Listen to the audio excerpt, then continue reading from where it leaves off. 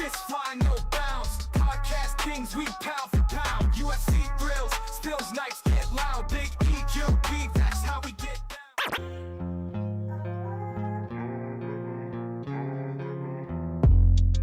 Yo, what's up, everybody? Welcome back to another episode of the GRP, the watch party edition of the GRP, because it is Saturday and the fights are on during the day. And guess what? I didn't have anything going on, so I figured, why not jump in?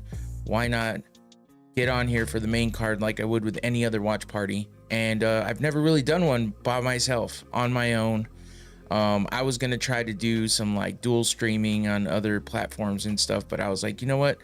I'm not gonna put myself through that stress. I'm not ready for that right now. I don't have everything set up for that. I used to, and then things went downhill, so I didn't get it all set up again, which was fine because I had a great morning, just chilling, hanging out, had some breakfast with the family, and watched Happy Gilmore 2.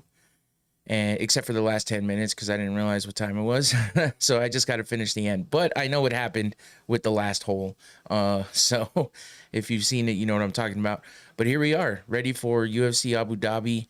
The prelims have already been on, obviously. They just ended a couple minutes ago with Bryce Mitchell getting the win over Said Nurmagomedov. It was a mostly ground game type fight, which is fine.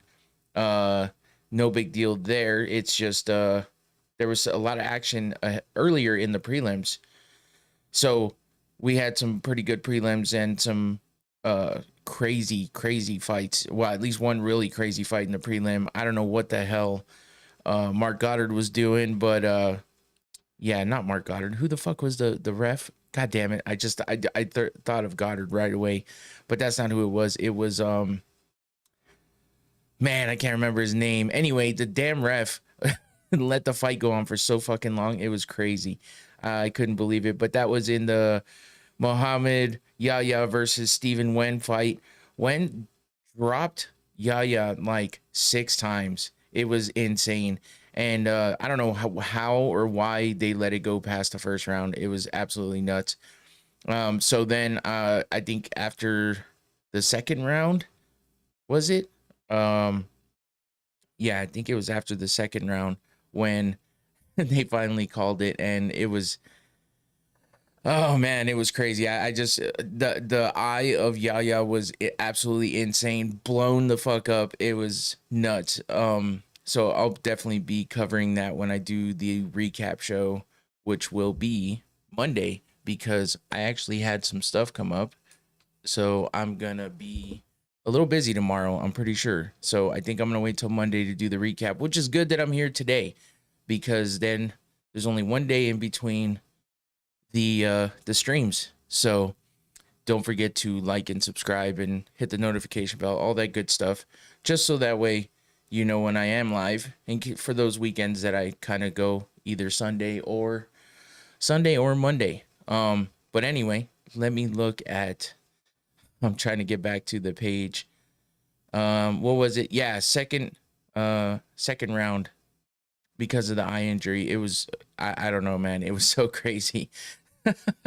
I couldn't believe that they let it go on that long.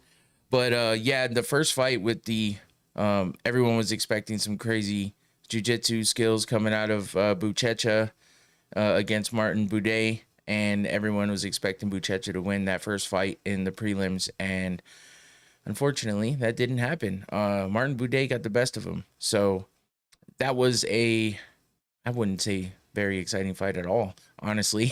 That was an unimpressive debut for Buchecha. But you know what? Sometimes these guys got to get past their debut fights. I always give them the benefit of the doubt. So we'll let him, we'll let it rest a little bit and see what happens, what kind of a second matchup he gets, and see where he goes with that. But they both got gassed. It was kind of one of those heavyweight fights that go way too long, not enough action, and they blew their wad real early. So, but it is what it is. That kind of shit happens, and you can't do much about it. So anyway, then we had Ibo Aslan versus Billy Elenkana, and that was a unanimous decision win for Elenkana. We had Tabitha Ricci versus Amanda Hebos. Everyone was counting out Tabitha Ricci, at least from what I heard. And yeah, Tabitha Ricci came out with a hell of a fucking TKO win with a nasty elbow to the face of Hebos. Basically crumbled her. She dropped slowly, but she dropped down to the ground, and then Tabitha Ricci came in with the fury with the ground and pound. So that was a hell of a fight. I actually enjoyed the shit out of that one. So that was cool. And then we had Davy Grant versus Damon Blackshear. Davy Grant came out with the unanimous decision win there. Muslim Selikov versus Carlos Leal. Yet another one where Selikov was getting counted out because he's the older guy, like 10 years older. I think he's 41. Leal's like 31. And I mean, even I said, I don't know if Selikov's, how he's going to hang with the younger guy. Selikov was on, he was on a 2-fight win streak. So, you know, but it just didn't seem like likely that he was going to win that one. Everyone was seemingly on Leal winning that one. But, yeah, Muslim Selikov came out with a crazy right hook and took out Carlos Leal 42 seconds into the first round. So that one was exciting. That I blinked and I missed it. So like, no joke, blinked and missed it. I kind of fucking was like, what the hell just happened here? And then I saw the replay a couple different times, couple different angles. I was like, okay, that was legit. Because I was thinking, why did the ref not want to stop that first fight and let it go on for way too long? And then they stopped this one with just one punch, and the guy falls to the ground. Yaya dropped every time Wen hit him, you know, with a flush shot, and 6 times at least get dropped, and yet they don't call it. And Leal got dropped once, and it was like, that's it, it's over. But yeah, he was definitely out. It was definitely done. It was done for. That was the end of the fight. So that was a good call there. But that's how that one went. So we had a couple good TKO wins, KO wins. Oh no, the dogs are barking. It's daytime. They're way more active right now too. So hopefully we don't get too much of that. Otherwise, we had a bunch of decisions going into the main prelim fight. Bryce Mitchell versus Said Nurmagomedov. Like I was saying in the beginning, we had that go to unanimous decision, and Bryce Mitchell got the win.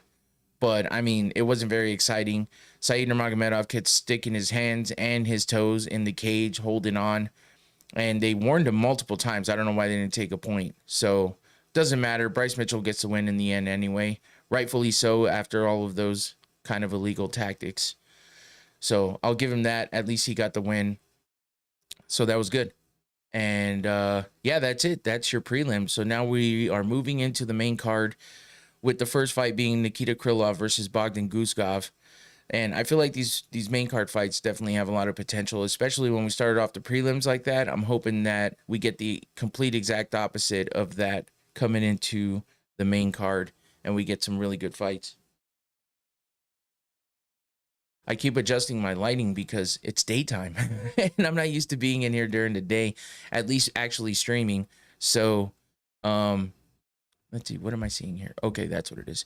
So yeah, just adjusting some lights and making sure it's not too blown out and bright. But here we go. We're ready for this main card to start. It looks like they are getting ready as well. So we will, while we wait for that the main card to start and the first fight to start, I got to give a shout out to my sponsor, Noctane Smelling Salts. There we go. The usual QR code up there in the top. It's a little different because it's set up for the watch party when we're all in here, but it's a little smaller, but you still see it. And yeah, we got to hit the Noctane Smelling Salts because I got to get awake and ready to go for this.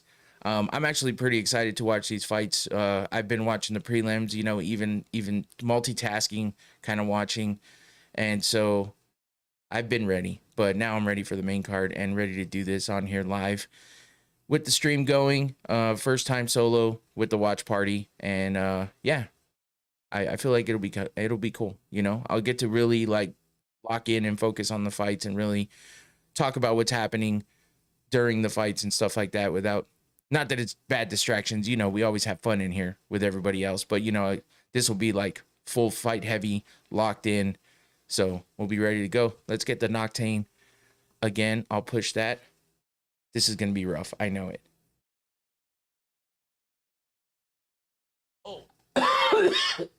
Ooh, that one made me cough. Oh, damn. Ooh, that was good. That's the most potent bottle we got for Noctane, the red cap. They have a black cap that's a little less potent, mid-range, and then we have the white cap that is the least potent. So if you want to try it out, start with the white. Unless you're feeling a little brave, then go to the black. So unless you've tried the red with me or somebody else, you might not want to head straight for that unless you feel real brave. Up to you. Go check it out. Link in the description below. You can go get yourself a bottle. They're pretty affordable, and the website's nice. And if you go to the bottom of the main page of their website, there's a QR code again as well to follow. You'll see that it says proudly sponsoring Going Rounds podcast. That's me. So that's my sponsor. Appreciate you, Noctane, for the sponsorship as always. And so yeah, we're just sitting here waiting for the main card to start. Nikita Krylov versus Bogdan Guskov. And I need to figure out how I want to set this up, because I need to make sure that I can see the chat as well as the fight, and then also have my reference pages ready to go. And there we go. That's good. So Nikita Krylov is coming off a loss to Dominic Reyes. And then Bogdan Guskov is coming off of a win, I believe. Yes, actually, he's on a 3-fight win streak. So, and he beat Billy Elikana in his last fight, who just fought earlier and won as well. So yeah, I feel like this should be a good first fight for sure. Definitely ready to get this going. And I feel out of sorts. Usually I'm like go with the normal podcast, but you know, with this stuff, you got to wait for the damn commercials because we're not on pay-per-view. And even on pay-per-view, you know, you have the downtime and the in-between, like, time that takes... Oh, no. I just pushed pause. I don't want to do that. But, yeah, you got the in-between downtime. So it's always the filler time, and that's usually when we're fucking around and joking and stuff. So it's a little weird being in here by myself. But you know what? Oh, good. I'll take this time to talk about the fact that I got my new phone. I know I talked about that on Thursday. Didn't expect it to come in right away on Friday. I thought it was supposed to be here Monday, and it wound up coming in on Friday. Took a lot of damn work. I don't know if, if you guys have the same issue when you switch phones, but holy shit, it takes a lot of work to... Well, I have a lot of stuff in my phone. I need to clean my phone out because I have a lot of pictures, videos. I take a lot of pictures for work. I have a lot of stuff that I need to reference on a daily basis. And yeah, there's a lot of stuff on my phone. So I'm screwed if something really happens to my phone and the backup doesn't work. I'm very screwed. I need to make a backup of it. So I'm going to probably do that here soon because I realized with this move of the phone, yeah, it was not fun. But I got these Galaxy Z Fold 7, which is pretty fucking nice. It's a good upgrade from what I had before, which was the Z Fold 5. Not, you know, obviously not that far off, but this one is more like a regular phone when you have it closed. So already I feel the difference with that. The Z Fold 5 and all of their predecessors from this one had the like narrow screen. So it just seemed different. It seemed weird. I didn't like using the phone like this, closed, unless I absolutely had to. And now, actually last night, after getting everything set up, I used it a lot with it closed. So now I have the good option of having a regular or the wide open, you know, gigantic face, which now this screen is even bigger because the outside screen is bigger. So good shit. Anyway, that filled the time because here we go. They're starting to put out the tail of the tape for this first fight. We got Nikita Krylov versus Bogdan Guskov, number 10 for Krylov, number 13 in the rankings for Guskov. I have my normal little breakdown here as we get into this in light heavyweight division. As I said, Krylov coming off a loss, Guskov on a 3-fight win streak. So both these guys have some pretty decent, all around skills for the most part. So this should be a good one. And I'm actually going to turn on the audio for myself as I do normally, just to have that in the background. Because, during the regular podcast, if you haven't watched, during the regular podcast, I usually have music going on in the background. And so it's a little bit weird when it's quiet. But yeah, if you're in here right now or whenever you jump in, make sure you drop a like down there. Hit that like button and throw a comment in. The chat is open as usual, and I will be interacting. So let me know if you're watching the fights. Jump in the chat. Talk to me about what you see going on. If you agree or disagree with decisions, your reactions to all the fights as they're happening as well. So if you're listening to that broadcast, turn that shit down and listen here so we can talk about the fights instead of just listen to,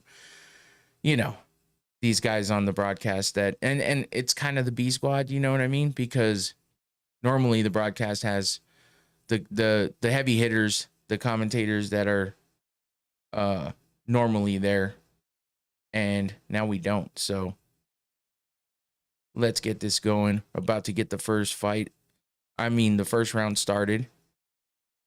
I'm just trying to make sure my chat is set up correctly because, I have those problems sometimes. Here we go. Start of the first round. Guskov versus Krylov. 13 versus 10 in the rankings. Light heavyweight fight. And, of course, we got the filling out process. But Krylov starts off with some kicks right away, which, is expected from him, basically. Guskov looking like the international version of Anthony Smith, which is hilarious. I keep hearing people talk about that all the time. Hey, it is noon here, so don't judge me for drinking, okay? I usually don't drink until like the nighttime on the weekends, unless I'm doing something. Guess what? I'm doing something, so I'm going to have a sip. Go get yourself a drink, too. Krylov just threw a nice little counter, caught Guskov in the face with a left. Still waiting on somebody to really, really pull the trigger here. Krylov's back is so tattered up, it's insane. He's got a full back piece and it's just completely colored, like color, and completely filled in. Looks like a big ass bear in the middle of that too, but it's pretty colorful. It's kind of nice work. It's a little dark. It's not real bright, vivid colors, but it's nice.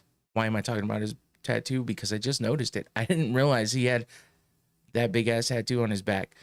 Guskov's back is all tatted as well, but that's mainly like gray and white. Oh shit, good right hand by Krylov. Doubled it up, but just grazed him with that second shot. Good leg kicks by Krylov too. He's getting the best of Guskov right now. Nothing crazy, but Guskov comes in with a good combination. Ooh, there we go. Guskov caught him with the left. You can see the redness in the face of Krylov now. He's still coming back with those leg kicks. He's dangerous with those leg kicks, man. I feel like he's got some tree trunks down there for Krylov. So he's got some power behind those leg kicks for sure.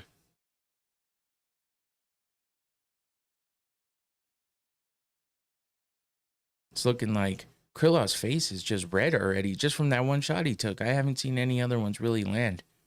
And Guskov took a few more shots from Krylov and doesn't really have anything going on. Ooh, good exchange here. Oh, there you go. Krylov with the right, missed with the head kick. Yeah, Guskov's running backwards well, evading after he got hit with that first punch, though. This is happening in Abu Dhabi, by the way, which is why we are here on a Saturday at noon. And yeah, I mean, you got the international, like, kind of guys with the accents on the broadcast. So, and then you see a lot of the all white gowns with the headdress going on in the crowds because Abu Dhabi, A minute 50 left in the first round. Kind of even at this point, I think. Maybe Krylov's got a little edge over Guskov at the moment, but not by much. Ooh, good knee up the middle for Krylov. Oh, good body kick again from Krylov. Those kicks are working for him. He's going to wear down Guskov with those. He's keeping him guessing, too, because he's flinching up on top with the hands every time Krylov is throwing those body kicks and leg kicks.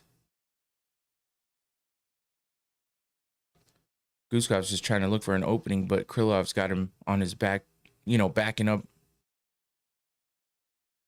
Had him against the cage. Now they're back to the center. Krylov's just looking for that opening to land something big. Guskov's maybe trying to counter. Oh, big right hand by Guskov. Drops Krylov.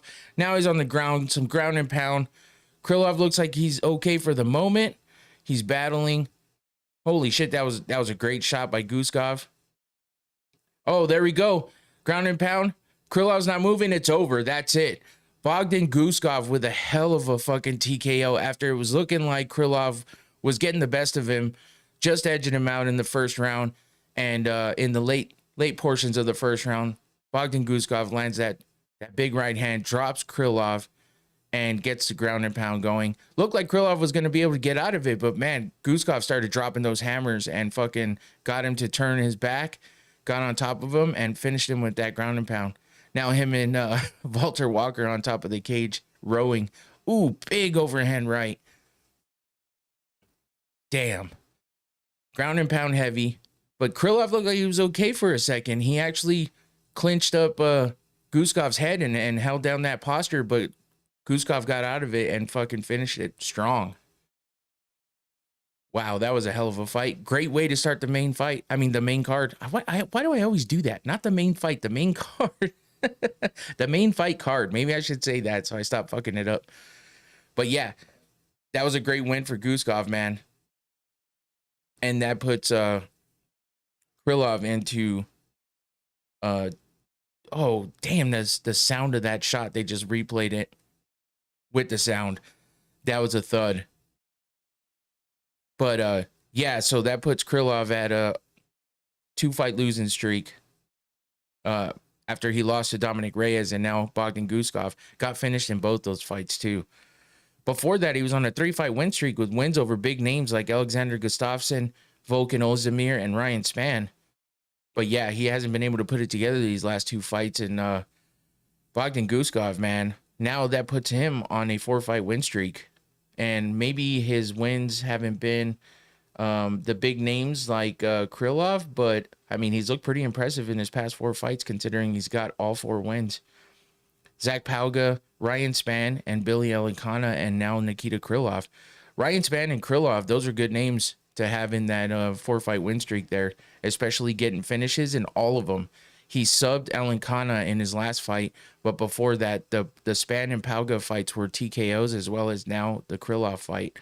So Bogdan Guskov making a name for himself. He should be taking that number 10 ranking from Krylov now after that win, and because he was at 13 previously going into this fight. And usually when they get a win like that over somebody in the top 10, they'll switch places with them in the rankings. So Bogdan Guskov making his way into the light heavyweight rankings in the top 10. That's good for him. The international Anthony Smith. It's a hell of a way to start the main card, though. I like that. Especially because we had so many goddamn decisions in the prelims. I mean, the fights were pretty decent, but nothing crazy. The two TKOs were really good. Especially the almost fucking homicidal way that that Wen won that fight against fucking Yaya. Bogdan Guskov. Great win, man. Krylov still looks out of it. I mean, he got some fucking heavy punches landed on him, though, on the ground. Damn. After getting dropped like that.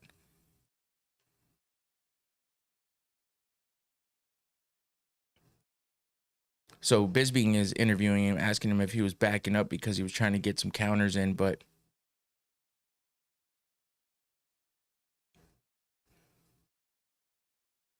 he said he was just waiting on one moment to show what he had, and he got it. So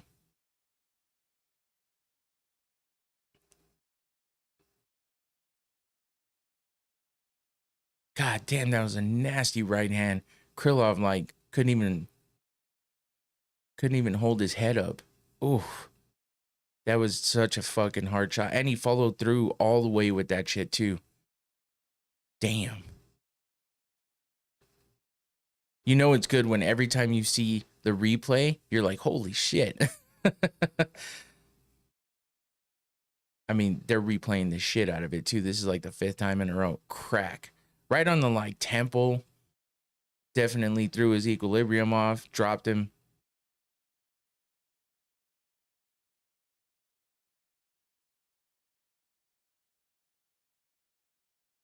And now Guskov's just thanking his team. And he's speaking in his native language. Don't know what the fuck he's saying. Great way, though. Yo, Christo, what up? Watching the fights, too, huh? Nice. Just watch that ground and pound right now on that first match. Hell yeah, bro. That's not... It's always good when the fights are on during the day, man. I mean, that's why I decided to do this, because I was just like, hey, fuck it, right? Might as well. Might as well get it going. Let's see. I don't know. The chat is not coming up on the page. Hopefully it pops up soon. Oh, it was there. I hit the save button and it was fine. Damn it. I was looking at the wrong side because hell yeah, it's a great way to start it off. Yeah, hey, thanks for joining in, by the way. Appreciate you, bro. As usual. But yeah, that was a great way to start that fight. And I see that my chat's off a little bit. It's kind of snuck in. So I'm going to fix that on the fly. Because I have the ability to do that. There we go. Cool. All right. Yeah, maybe I should move it up over to the top left since I don't have to have it on the bottom. That might be better. Let's do that.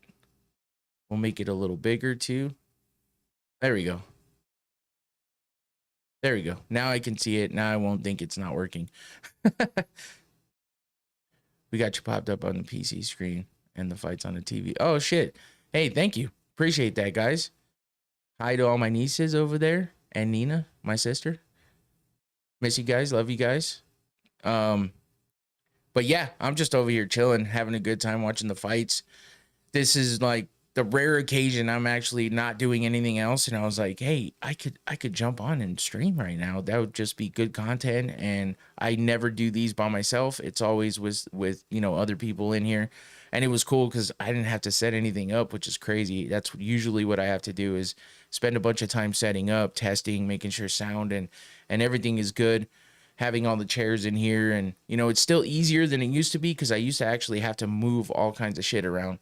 And now I kind of have everything set up where, you know, I can get it set up quickly and easily. It's still work though, you know, and then the next day I got to go fix it all. And it always seems daunting because I'm tired. We were up late, we were drinking, but it usually gets done pretty quick. So I guess I can't complain too much. I have the ability to do it all and I have the space. So that's what makes it nice. Next up, we have Almabayev versus Jose Ochoa. Almabayev's 4-1 in the UFC. Ochoa's 1-1. Asu's been looking pretty damn good though in his previous fights. So I'm definitely looking forward to this one. I don't remember much from Ochoa. I honestly can't say that I recall a specific fight of his that I've watched. But he is coming off a win over Cody Durden. Then he got a performance of the night bonus on last time. So I think I do remember that fight. And then his loss was his first fight in the UFC against Loner Kavanaugh. So, they're showing his fight against Cody Durden. Oh shit, the finish of Cody Durden. It was 11 seconds into the second round. That was a quick ass TKO win there for Ochoa, which was impressive. That's why he got the performance of the night bonus. So definitely some potential here because Almabayev is one of those guys that is ready to throw down in the middle of the cage, and that's what makes for fun fights. So we could definitely see that going into this fight, second fight on the main card. Man, after this fight though, we got Shara Bullet versus Marc-Andre Barriault, and then Piotr Jan versus Marcus McGee, and then the main event of Robert Whittaker versus Reineer de Ridder. All of those damn good fights, damn good potential for great fights, and just great matchups all around. Guys that I definitely like watching fight. So, but I like watching a Almabayev fight too, and that's who's up next. And Ochoa with that impressive win against Cody Durden in his last time out could definitely make this a good one. So thanks for jumping in the chat, Chris. Appreciate you. Anybody else in here, feel free to jump in. I'll be here throughout the entire main card. I'm excited for this Robert Whittaker fight. I'm hoping he does well against RDR. The thing is, RDR is undefeated in the UFC right now, and that's what makes it tough because, you know, he's a former 2-division champion in one championship. So, you know, definitely talented and has all the accolades to show and prove that he's a great fighter. But Robert Whittaker, former champion himself in the UFC, fought all the big names in the UFC. And while he's kind of been up and down with his record as of late, you know, he still has a lot in him left, I believe. So I'm hoping to see him kind of get this big win here and catapult him into, you know, contention to the point where he might get another shot at that title, which I would love to see for Whittaker. But Duplessis is fighting Hamza Chimaev. That's who the champ. DDP is the champ in this division right now, who beat Whittaker already. That was his first fight back after that surgery. And, you know, after that surgery, DDP just looked like a whole different fighter, man. And he hasn't stopped since. He beat Whittaker, got the title shot, won, and has continued to win since then. So, but that Chimaev versus DDP is that's a banger. And that's going to be a great fight. And I believe that is what our main event is for the next pay-per-view, which is UFC 319. It definitely is. So that should be a damn good fight. I don't think they've announced a true like co-main event for that one yet. But we do have Jared Cannonier versus Michael Venom Page, which should be a damn good fight. Tim Elliott versus Kaya Sakura. That's going to be action and high output for sure. And then Jeff Neal versus Carlos Prates. Holy shit. Yeah, that's going to be a good one. I don't know if Neal can hang with Prates, but he has surprised me in the past. So he's definitely got the potential to do big things against Prates, especially with Prates coming off his first loss, where everyone, of course, screaming fraud check, but I don't believe that's the case.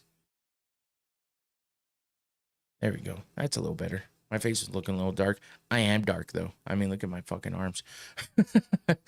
But that lighting, I got to make sure I get it right. Sometimes it bugs me when it's not correct. So here we go. They're back from the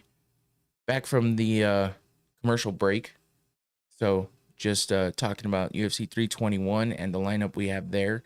Headlined by Tom Aspinall versus Cyril Gane. We just got that announced recently. So that's a good one. Finally get that announcement for Tom Aspinall to make his first defense in the heavyweight division now that he holds the undisputed title.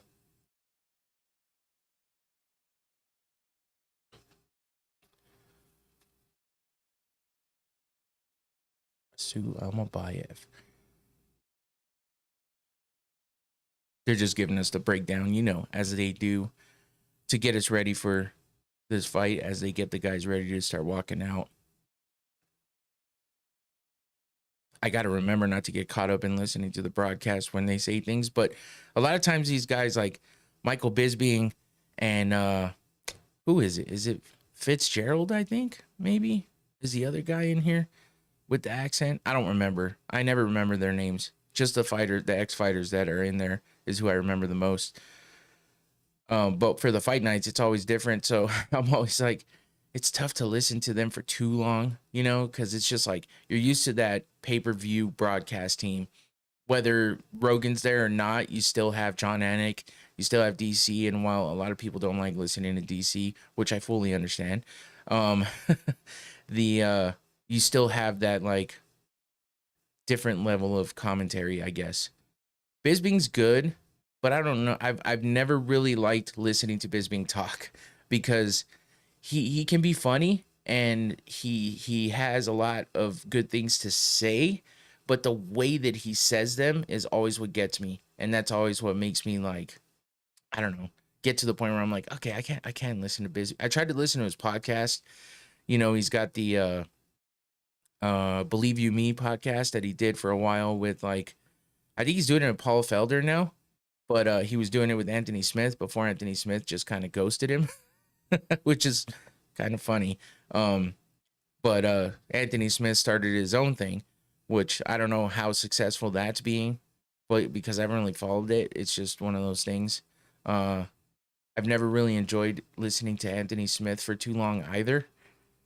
But, you know, people may feel that way about me, and that's okay. We have our own likes and dislikes about the sound of some people's voices, or the way that they, you know, the way that they talk about things. So, man, when that screen gets white, my face gets like blasted with light because I got this dark canvas to work on. But yeah, so we're just waiting for this fight to start. Damn commercials. And I'm just trying to get a handle on how oh no, what the hell just happened? I'm messing up all my windows over here. Okay, cool. There we go. That's better. This is definitely strange when I don't have other people in here, and I'm relying on myself for all of the all of the filling of the time, I guess you could say. There we go. It's always nice when you take advantage of the technology. I mean, come on. They fucking have set up for you in your browser to just split screen a page, right? So you can have two pages at once, and it's already set there for you. So I'm over here like minimizing windows like an idiot and trying to put them side by side, making it all perfect. And for what? When I can just drop them into the preset fucking, you know, template that's already there.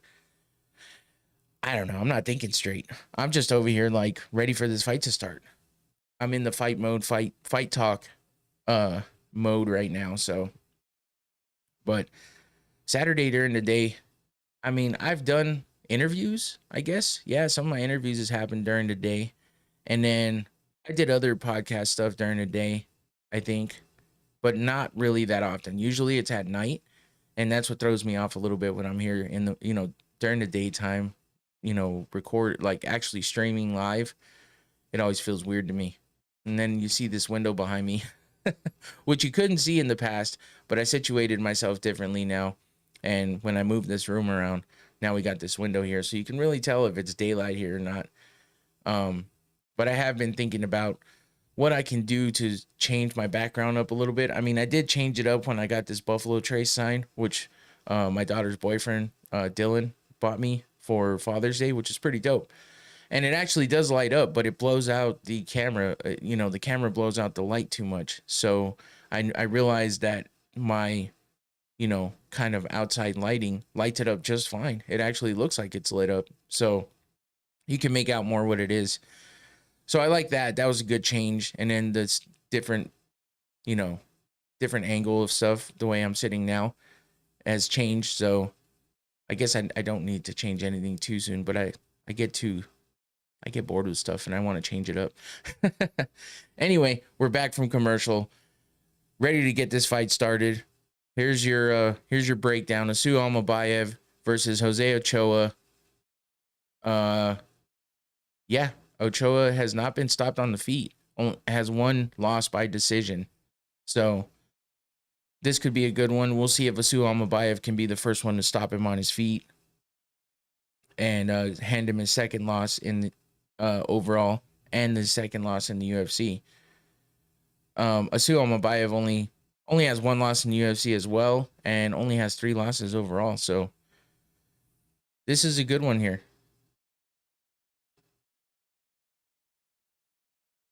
We are in the men's flyweight division, 125. These guys are fucking tiny, but you know what? Asu Almabayev is ripped up. I got to say that. He is the favorite to win, you know, slightly, minus 110 in the odds, according to what the UFC just popped up. So I don't know if anyone's betting out there, but Asu Almabayev is the favorite at the moment.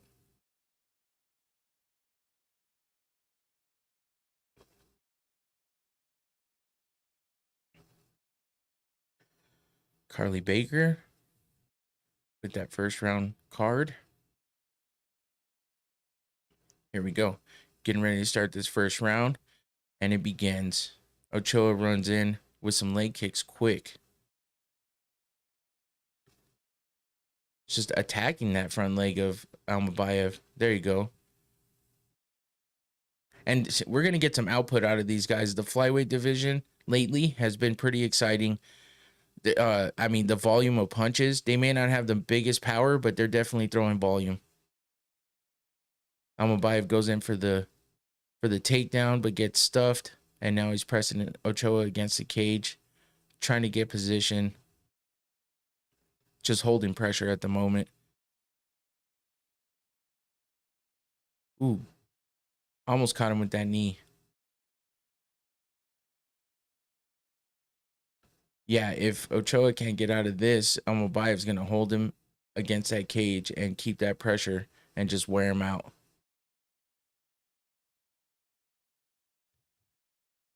Almabayev's trying to get him down with, you know, wrapping up that leg. Almabayev is, I think, you know what? That's a good question. Let me double check. Because I think they said, Kyrgyzstan or some shit. Oh, shit. Almabayev gets that takedown. Let me see. Yeah. Oh, Kazakhstan. So that's where he's from.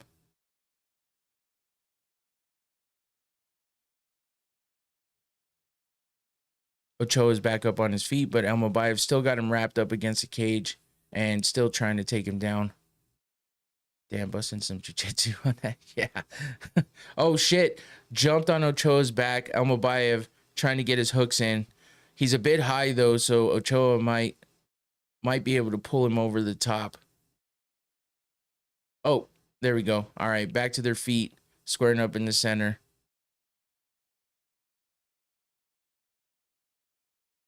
Ooh, big right hand by Almabayev. Oh, now a head kick. Nothing landing flush, though. Now Almabayev wraps him up. And jump the back. Locking in that rear naked. Oh, no, it's just a face crank at the moment. But it's slipping out. Ochoa's slipping out. Almabayev's trying for that rear naked choke. Oh, face crank again. There we go. Ochoa slipped out. But, man, that's got to put some nasty pressure on the face. 2 minutes left in the first round. Almabayev just being a fucking backpack right now. And Ochoa's just bent over the whole time. All of Almabayev's weight on his back. Asu throwing in some little punches. Now he's wrapping up the leg while he's still on the back. God damn. How many ways can you turn? How fucking flexible are you? He's got both the hooks in, but he's a little bit high on the back. So it's keeping him off balance, not able to really sink anything in. And then Ochoa's doing a good job of just keeping him off balance and trying to shake him off. Right now, it looks like Almabayev has some kind of a... No, he's gone. Now he's going for his leg. Let it go. He's just so high on the back, he's going to get pushed. He's going to get slipped off. There we go. He's out. Ooh, Ochoa comes out with some big shots, chasing down Almabayev.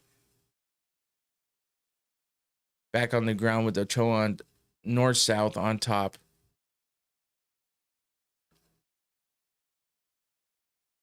Ooh, good knee on the way back up. Now they're back to their feet. Ochoa landed that knee on the way up. Oh, Almabayev with a big right hand. Grazed Ochoa. Spinning back kick. Didn't land. Now Ochoa's trying to wrap up Asu. Oh, got the hooks in. Body lock. And now Almabayev's fighting the hands. And he's pretty safe at the moment, even though Ochoa has that body lock. 10 seconds left in the first round. Active first round for both of these guys. Ooh, Ochoa, no. Looked like he was going to try to wrap up that choke, but got some more shots in at the end of the first round. Not a bad first round, man. I mean, a lot of action. Like I said, these guys stay active. The smaller weight guys throw a lot of volume. And Asu Almabayev is definitely that guy. And then we saw, if you were watching, you saw what Ochoa did to Cody Durden in his last fight. So, second round, 11 seconds in is when he beat Cody Durden in his last fight. So, we'll see how he comes out in this second round.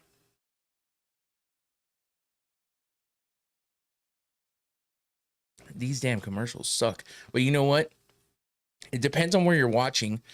But, like, a lot of times when I seem to be watching on my TV in the living room, for some reason, we always get that commercial break screen that just plays the weird sounding, like, wind or fucking ocean sounds in the background, and it's nothing. It's strange.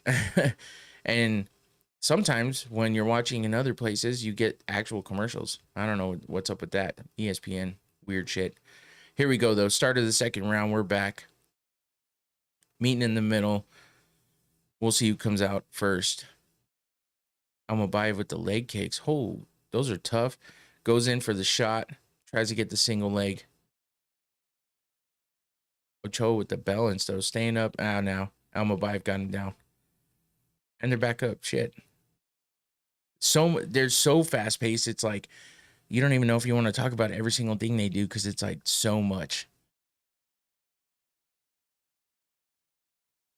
I think Almabayev probably got the best of that first round. Here comes the tweets. Almabayev grappled well, but Ochoa landed the better shots and took the back at the end. Okay, that makes sense. Oh, head kick for Ochoa, but he gets caught and taken down by Almabayev. 10-9 Almabayev, says Henry Cejudo. Ochoa looks good defensively. Yeah, I mean, I guess it could have gone either way. People brought up good points in those tweets, but I kind of feel like Almabayev probably edged out that first round. He's on top right now, but Ochoa has butterfly guard.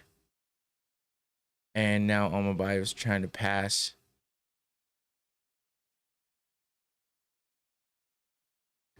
Ochoa's giving him his back. Oh, Almabayev always winds up on top and gets thrown over the top. Ochoa trying to lock in a guillotine. Nope. He's out. Man, these guys. Crazy. The UFC is actually being aired on regular. Oh, yeah, ABC. Yeah, I mean, they've had some fights on ABC before. I kind of forget because it's always on ESPN Plus regardless. Shawnee. Hey, Shawnee, what's up? Yeah, I got a 10-9 for Almabayev. Welcome to the chat. Welcome to the stream. Appreciate you. Yeah, I think Almabayev got that one for sure. I got to remember to check the chat too. It's over here and I'm watching the fight over there and I'm like, I got to remember. But yeah, if you're in here, jump in the chat for sure. I like to interact. And yeah, Chris has been keeping me busy so far. Shawnee's just jumped in. Oh, that was a good knee kind of to the chest of Almabayev as he tried to take down Ochoa. And he does get the takedown even through the knee to the chest. We got 2:25 left in the second round.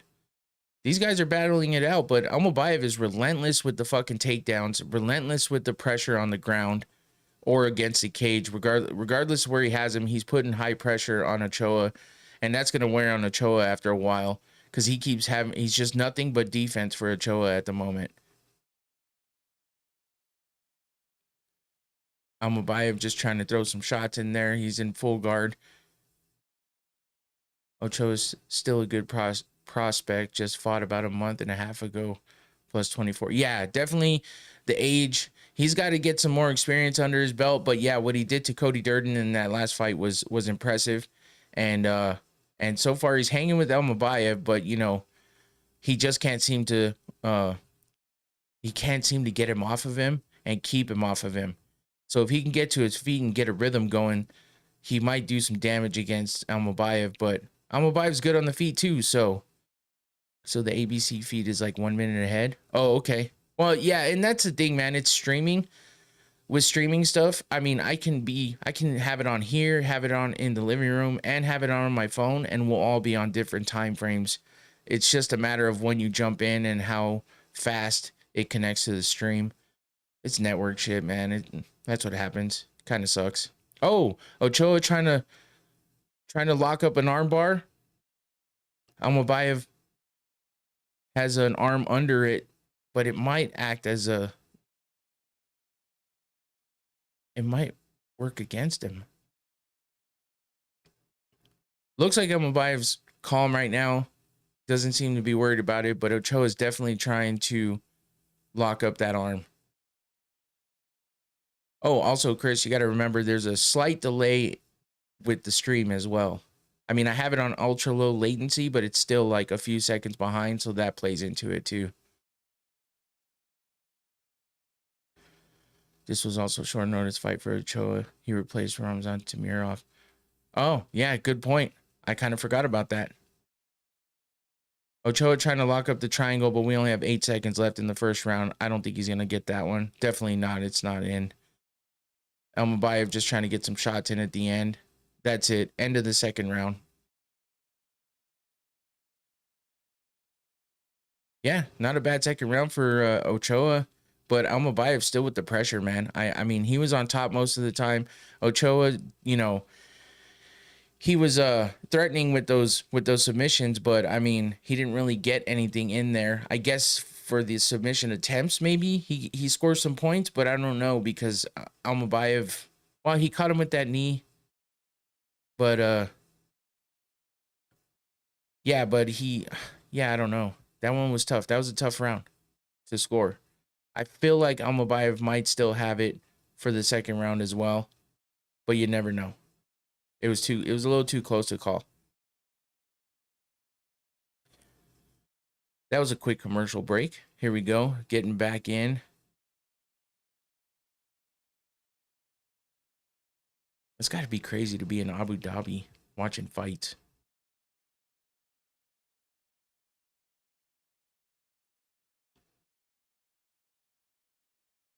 All right, here we go. Start of the third round.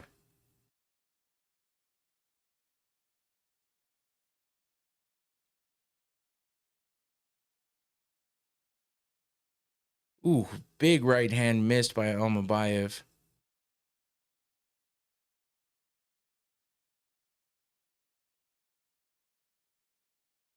And there's Asu with the takedown again.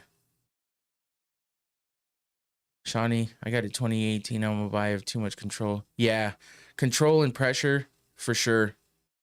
It's that's definitely something that Almabayev has, and regardless of the threats of the submissions for Ochoa, yeah, the pressure and the takedowns just too much. And Asu Almabayev's doing a lot of the same right now. Still with the pressure against the cage. He took him down already once. Let's see. Threads. Too much time on his back. I think Almabayev is up 2018. Oh, now Almabayev gets a warning for grabbing the cage. That's interesting. So everybody on threads right now is saying Almabayev is definitely winning. Ooh, big right hand as he comes in for the takedown. Ochoa has the guillotine, wrapping it up. Oh, that looks kind of deep. But he doesn't have both legs in. Almabayev's fighting off that guillotine. There it is. He's out. Here we go. More pressure from Almabayev.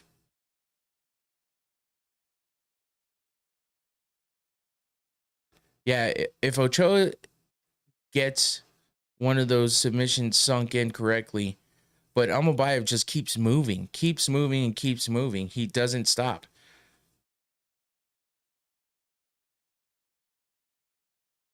Uh-oh. Now he's trying to wrap up a triangle. Almabayev's fighting it off, but Ochoa looks like he's starting to get... Oh, okay. He's out. He's good. He's good. Yeah, round 3, trying to lock up these submissions. That's tough. Especially when you can't seem to get that proper position. And when you have somebody as squirrely as Almabayev, it's too tough to fucking just sink it in, you know? They're all sweaty. Ochoa throwing some shots from the bottom. This is bad for Ochoa in the middle of the octagon, even though the ref keeps missing the fence. Yeah. Yeah, I mean, he got the one warning, so he saw one of them. But yeah, they're not doing a good job of seeing those. But yeah, in the middle of the cage, Ochoa doesn't seem to have the ability to really get out of these positions when Almabayev is on top. So he keeps threatening with those submissions, but he's not really getting them in the way that he should, you know? And it looks like he's starting to be a little worn down. He's showing some damage on his face as far as Ochoa goes. He's taking some big, deep breaths while Almabayev is just putting pressure on top still. Yeah, it's got to be tiring having a guy put all of his weight on you and just nonstop pressure, nonstop pot shots. You're trying to defend, hands all in your face. I know I would get claustrophobic and fucking go nuts. Now they're back on their feet. Here we go. Almabayev with a body kick, a little bit defended. Back down for the takedown. Ooh, Ochoa with the knee. I may need to fix my notifications because I always enjoy your live streams. Hey, thanks, Shawnee. I appreciate that. Yeah, man, hit that notification bell. Set it for all. And anytime I jump on here, you'll know. And then you can choose whether you want to jump on or not. You know what I'm saying? Ooh, big right hand, straight right hand for Almabayev. Goes straight down for that takedown, though. Ochoa looks fucking gassed right now. He's breathing hard. He looks tired. Almabayev just continues that pressure in Merab fashion, you know? And I appreciate you jumping in, Shawnee, and continuing with the interaction too. Like, it's always fun to be able to talk to people about stuff. That's what makes me do. Oh, good elbows by Ochoa. Almabayev's just taking them. But yeah, especially when I'm here by myself, you know, I don't have people to bounce stuff off of, so I pay attention to the chat even more. It's fun to just talk to people who are into fighting as much as I am. 8 seconds left in the first round. Almabayev ducks under, grabs the back. That's it. Third round done. Almabayev has this for sure. I don't see any way they give this to Ochoa. It's got to be 30-27 even. Because, I mean, consensus of everybody here and everybody I saw on the tweets and the threads that they were showing on the screen, for sure 30-27. Not a bad fight though, you know, it's just a little bit too much with the pressure, a little bit too much with the takedown attempts, and you know, Almabayev would eventually get him down, but you see a lot of that, and that's what people get frustrated with. But hey, it was a good game plan. Ochoa couldn't handle it, and he kept the pressure on. He tired him out, and he, you know, stifled any attempts of submissions or even landing big shots on Almabayev. So Almabayev did a good job, and I don't see this going any other way but 30-27 for a win for him. And even if some other judge saw something else, that's okay. I still don't think they saw enough for Ochoa to be able to get that win.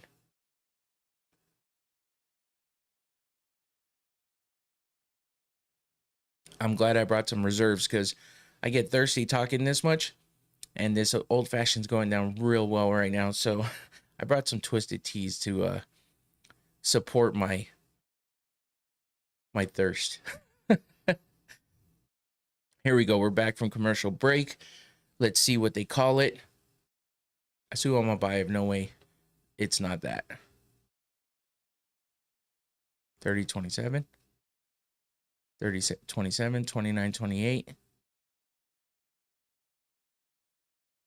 Asu Almabayev. So one judge saw it differently, but that's okay. like I said, even if one judge doesn't see it 30-27, Asu still gets that win. And there it is. Now, I'm assuming this next fight, we're going to see some action between Shara Bullet Magomedov and Marc-Andre Barriault. These guys like to throw hands for sure.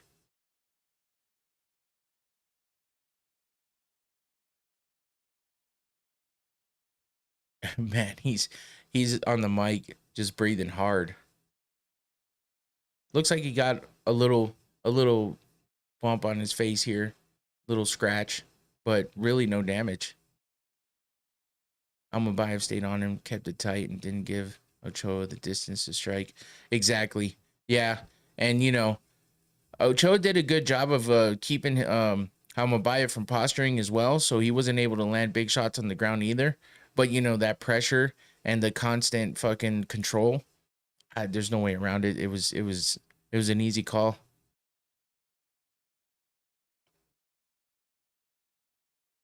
Five and 1 now for Almabayev. Who's he calling out?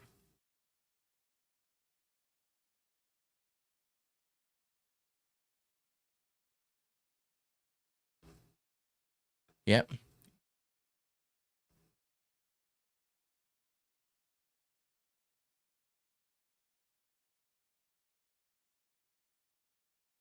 He's just on another level. A bad mismatch. Almabayev learned from the loss, and Ochoa will learn from this too. This version of Almabayev does this to a lot of guys also. Yeah, he had that one hiccup. Oh, he's trying to call Joshua Van out.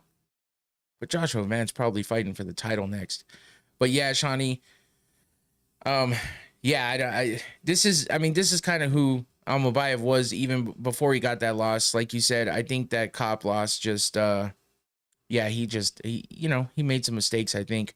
Cop isn't like that fantastic really. So maybe he's slightly a level above Almabayev, but I don't know. If Cop would have fought this version, it definitely would have been a lot closer. But yeah, I think I was pretty much going to Chris for Almabayev, so I'm with you on that one. I like his fight style, you know, for the most part. Just staying active, man. You can't deny that pressure. That pressure he puts on people. It's Merab-esque, you know. That's what Merab does to people. He's a machine. He doesn't get tired. And while we saw Almabayev, you know, breathing hard, Ochoa was definitely gassed out, and all that pressure just did a number on him. So that's the way it goes. So not a bad fight there.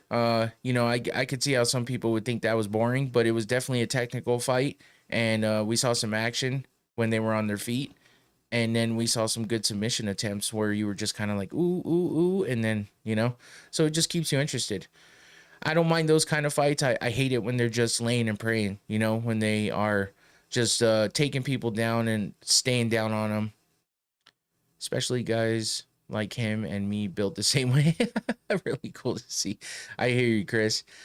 Even though I had it 30-27, I was still somewhat impressed by Ochoa. Yeah, I mean, he hung in there for sure.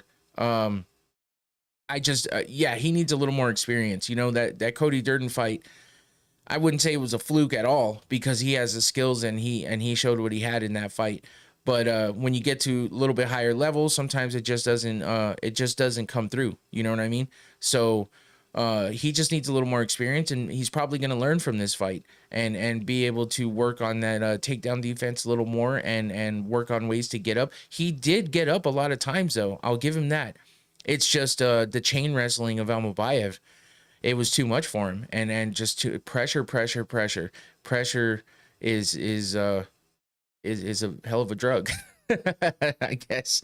But when it comes down to it, you know, pressure makes diamonds. So maybe Ochoa will learn from it, and he'll just come out better on the other side. He is young, like you said, and so I don't see how he doesn't learn from this. And I'm sure it's frustrating the way that he lost, but I don't see how he doesn't get better from it. So he's still got a long ways to go, and it's one loss. It's not a big deal. I mean, that makes him 1-2 in the UFC, which is tough. But again, I mean, it was a hard fought loss. It's not like he got knocked the fuck out or something, or got finished early, you know. There's a lot of potential there. So I'll definitely be keeping an eye out for Ochoa in the future for sure. But Almabayev's trying to make a name for himself. So that's definitely something you got to watch out for there. He's calling out Joshua Van, and will that make a difference when it comes down to what he gets next? I don't know, but there's no way he's getting Joshua Van. I think Joshua Van's going to be fighting for that title. I'd like to see while we have some time here, I want to look at the rankings real quick. If I can find them. There we go, rankings. Why are you lagging on me? What the hell's going on?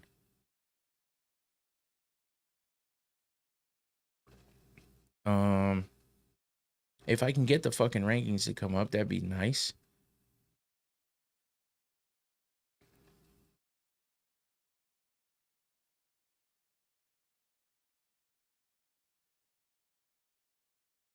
Oh, they're giving an update on Muhammad Yahya, and they said no facial fractures of any sort, no brain damage. So that's good.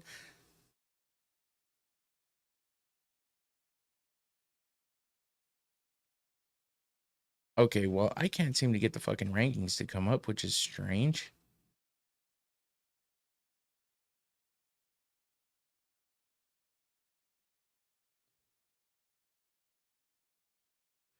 Let's see.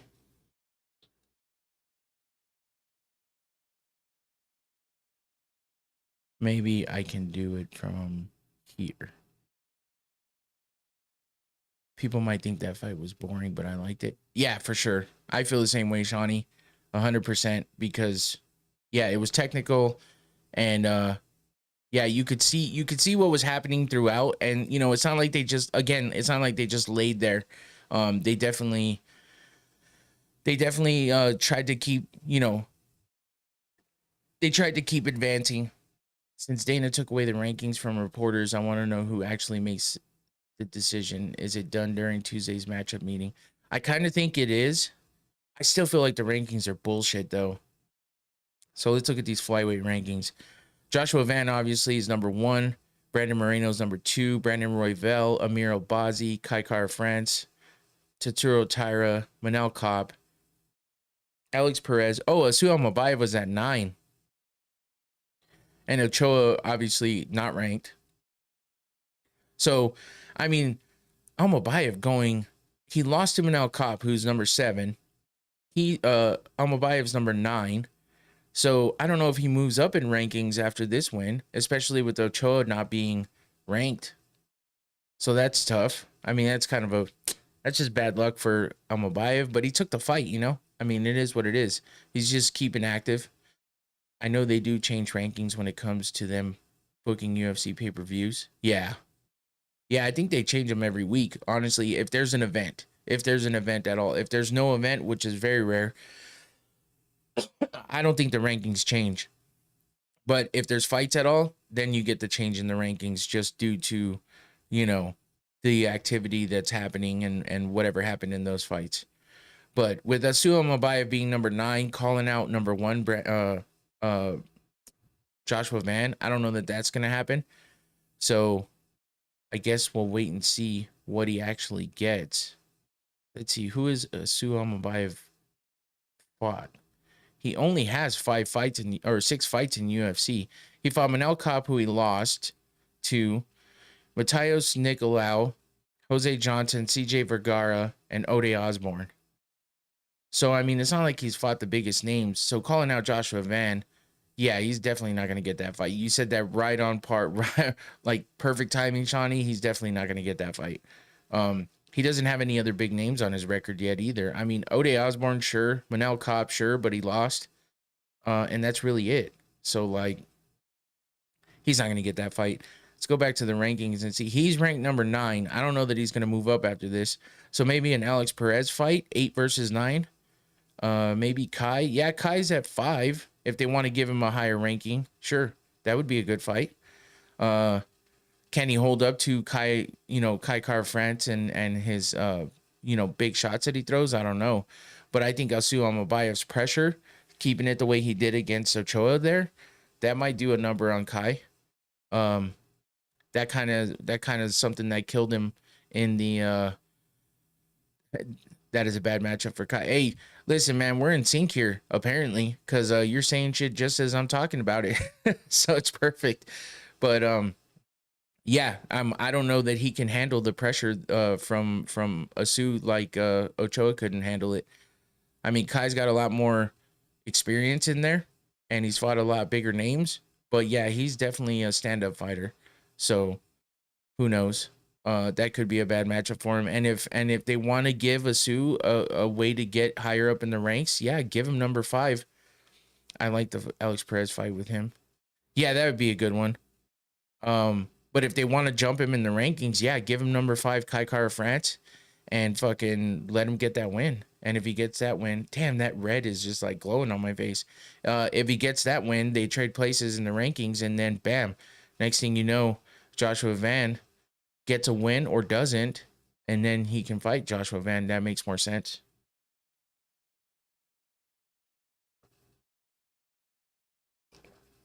All right. Commercial break.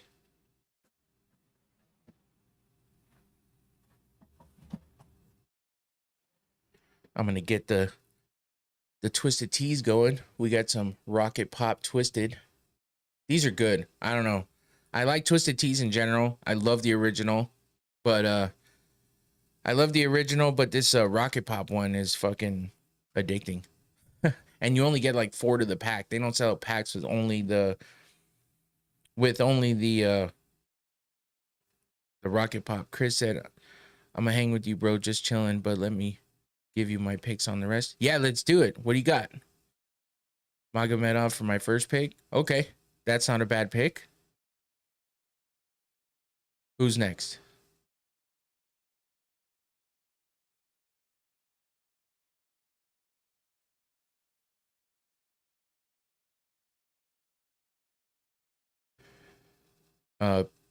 Peter Yan versus Marcus. Okay, Marcus McGee. That's not a bad pick either, but Peter Yan's tough, being an ex-champ, and McGee hasn't really fought anybody like him for the most part. So, but not a bad pick because Yan has not been able to really do the big things he was doing before he lost his title. So that one is kind of a toss-up, and I feel you on that. He is on a good streak right now.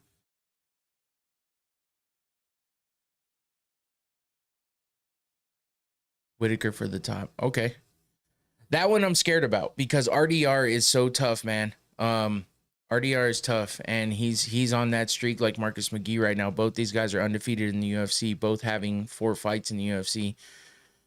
So yeah, it's a tough one to call, but here we go. Shar Bullet Magomedov versus Marc-Andre Barriault. There's your matchups. The Bullet's never been finished on the feet, only has 1 loss, and that was by decision. He's coming off a loss to that decision over Michael Venom Page. Marc-Andre Barriault. He's a back and forth fighter, up and down all the time. He is coming off of a win over Bruno Silva, but before that, he was on a 3-fight losing streak. So this is tough, but he's a tough motherfucker, and he likes to stand and bang, so this should be interesting.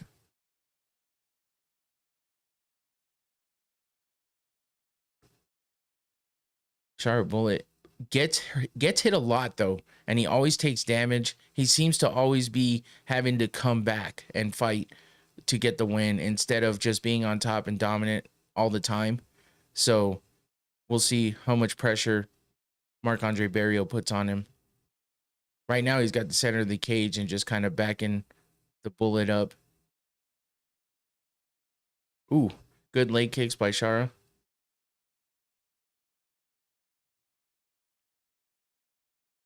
Ooh, good little counter left uppercut there by Shara Bullet. Inside leg kick.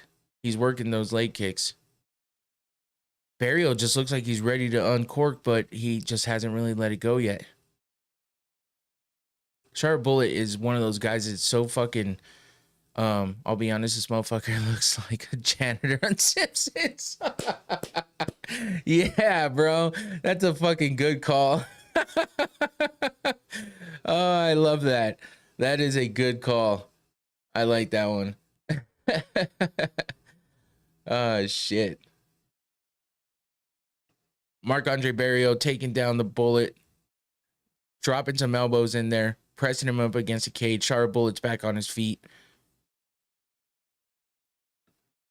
Barriault's putting on that pressure like Almabayev just did, but he's doing some dirty boxing here. Oh, Sharp Bullet almost caught that elbow. Back to the center of the cage. And Barriault just keeps pressing forward, man. He's pressing forward. Sharp Bullet's trying to, counter. And Barriault locks him up against the cage again.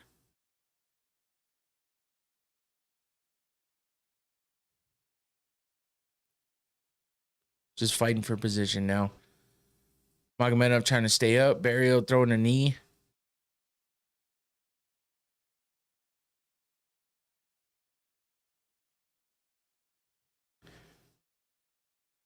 Yeah, they're just kind of... Oh, Shara turns it around. Marc-Andre Barriault with his back to the cage now. Oh, Magomedov throwing some elbows. Barriault's trying to get that clinch, throwing a knee to the body, and he caught it. Oh, Magomedov with the knee to the head, somewhat defended by Barriault. Back to the center of the cage. Here we go. Sharp Bullet is so just bouncy on his feet, man, and he's back and forth, a lot of movement. Ooh, good leg kick there.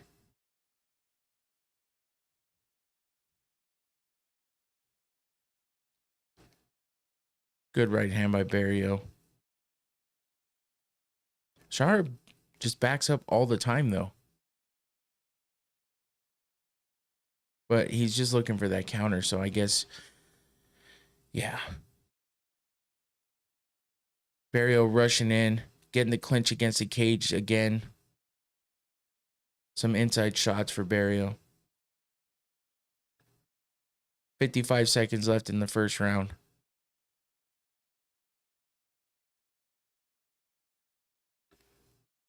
Oh, good elbows by Magomedov.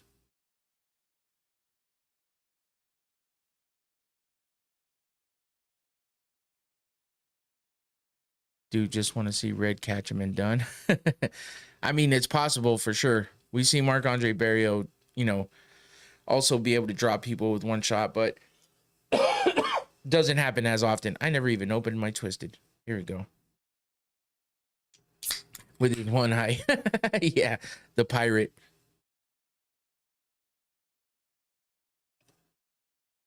Oh. Spinning wheel kick for Magomedov, but he misses and falls to the ground, but he gets right back up. 4 seconds left in the first round. That's it for the first. Well, a lot of pressure for Barriault in the first round. Magomedov, threw some good counters in there, had some good elbows off the clinch. Threw some big shots, but I don't think anybody landed anything significant, really. Like, not too significant, I'm saying. Obviously, they count the significant strikes in different ways, but I don't know. That was a tough one. I think Barriault had more pressure on that, more ring control or octagon control, so maybe they would give him the first round. I don't think Shara really had a whole lot going on with that one. Even the shots that he did land were not devastating. So I'm thinking maybe Barriault with the first round, narrowly. I need to refill my drink. It's been on hold since the start of the main card. Yeah, go for it, man. Got to get that drink going. Here we go. Start of the second round. They both have stamina still. Yeah, no one really drew blood. Yeah, not much going on there. We'll see what the tweets and threads are talking about. I always like to see how other people saw it. For me, I feel like Barriault edged it out in that first round with the pressure and the clinch. Ooh, good switch kick by Magomedov. Sharp Bullet is just awkward as shit, though. Not only the way he looks, but the way he fights.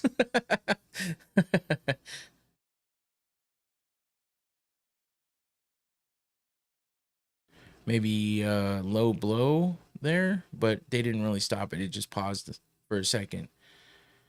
Barriault still pushing forward. 10-9 Chara, his powerful low kicks won him that round, says Henry Cejudo. Okay. See, and I like to know if I saw it wrong, and that's fine. Chara's leg kicks are very effective, everyone's saying so far. 10-9 Chara after round 1. I like the approach from Barriault, staying in his face and closing the distance. Okay. I got it wrong. No big deal. The leg kicks, I feel like it was kind of close though, but they're saying the leg kicks won him that round. I thought Barriault's pressure and control kind of might have got him that first round, but Red's got that hesitated style for some reason. Yeah, he's just looking for that big shot. He wants to stop it with one shot. I guess Chara Bullet's definitely a little more tactical. Oh, good combination by Barriault. I'm not a WWE fan, but if the lights dimmed and Chara came out in an Undertaker outfit with his music, it would be... Oh, shit. Looks like Marc-Andre Barriault got opened up on the head. Yeah, I could see that, Shawnee, for sure. Magomedov's elbows are nasty, man. And that just opened up a... Oh, yeah, opened up a cut on the top of his head. Now, I see what people are saying with Chara's kicks. Those are definitely more effective than anything that Barriault's been doing. He's just pressing forward, so it looks like he's being the aggressor. But Chara's being more tactical. Oh, Barriault with the right hand stumbles Magomedov and now clinches him against the cage with some dirty boxing, some inside uppercuts.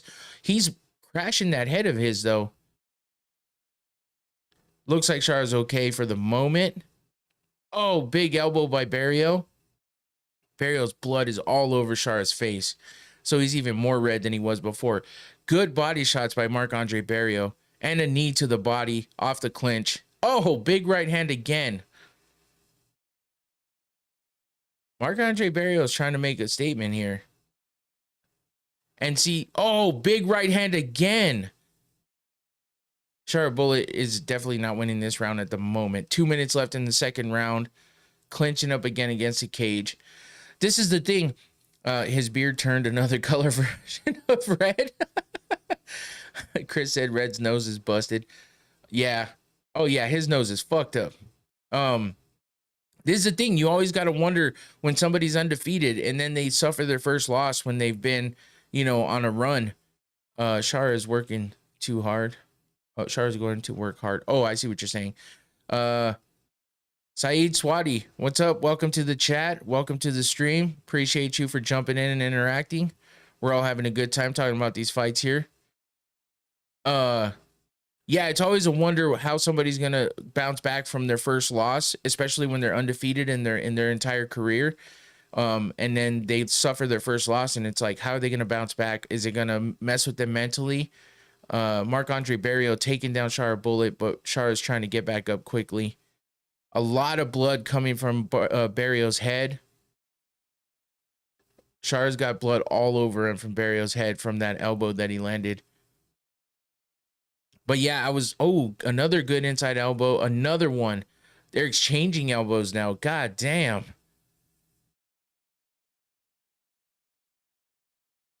$35 seconds left in the second round. Barriault's going for those body shots. Chara Bullet's throwing a lot of knees. Not really landing a whole lot flush right now. He turned him around on the cage, though, and now Chara's on the inside. Ooh. It looks like Chara kind of hurt him with that knee up the middle. And now they're exchanging. 15 seconds left. Barriault is wobbly on his feet right now. Chara just needs that one good shot. Oh, good knee. Oh, good head kick. That's it. Second round over. That gave Barriault the time he's going to need. Thank you, man. It's an honor, man. I swear everyone streams, but I swear to God, you're a great person with respect. Oh, shit. Hey, I appreciate you, man. Thank you. Yeah, thank you. No, I like to just interact with people and talk with people about the fights. It's always fun. I usually have people in here with me for watch parties, but this one was kind of a last minute decision to get on and stream. So yeah, I appreciate you jumping in. Thank you. If you're not subscribed, please do. If you are, thank you for that. But yeah, I just like to come on here and have a good time, man. I love watching fights. This is what I do. You know, I do the podcast twice a week just to preview things and recap things. So it's fun. It's what I like to do. And I like all the technical aspect of things too with podcasting. I've listened to podcasts for over 10 years now. So it's definitely something I love doing. And it's fun. And I've been able to interview some fighters. So that makes it even better for me. Shout out to Combat Sports Today. I believe they're streaming right now as well. But if you want to see a lot of content from all kinds of different aspects of combat sports, definitely go follow them on all their socials and go subscribe to their YouTube channel as well. But they hooked me up with the interviews. Here we go. Start of round 3. Some have attitude, but you're built different. Oh shit, thanks, man. Appreciate that. Hey, and listen, when people give me shit, I just try to handle it the best way possible. You know, I'm on here to have a good time. I'm not going to let anybody spoil it for me. So we're just here to have a good time, have some drinks, talk about the fights, and make some content, man. It's good to go. So I appreciate you and thank you for being in the chat and interacting and being nice about it too. That's always what makes it worth it. All right, here we go. Shara Bullet's beard is definitely another shade of red. Oh, jumping knee for Magomedov as Barriault comes in against the cage. Now they're just tied up.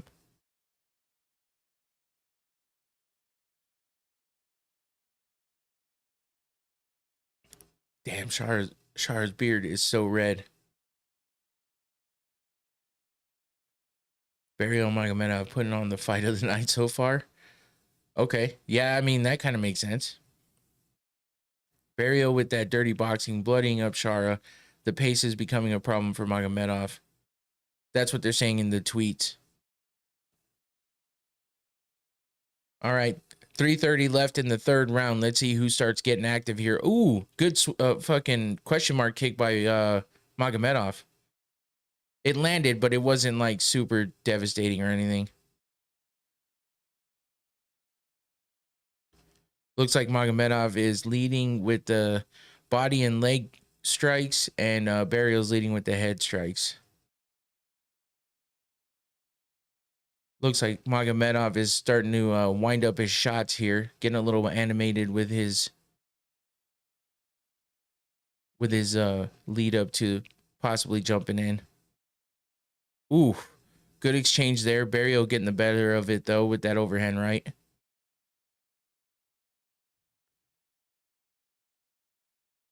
I think Magomedov's definitely up 2-0 so far.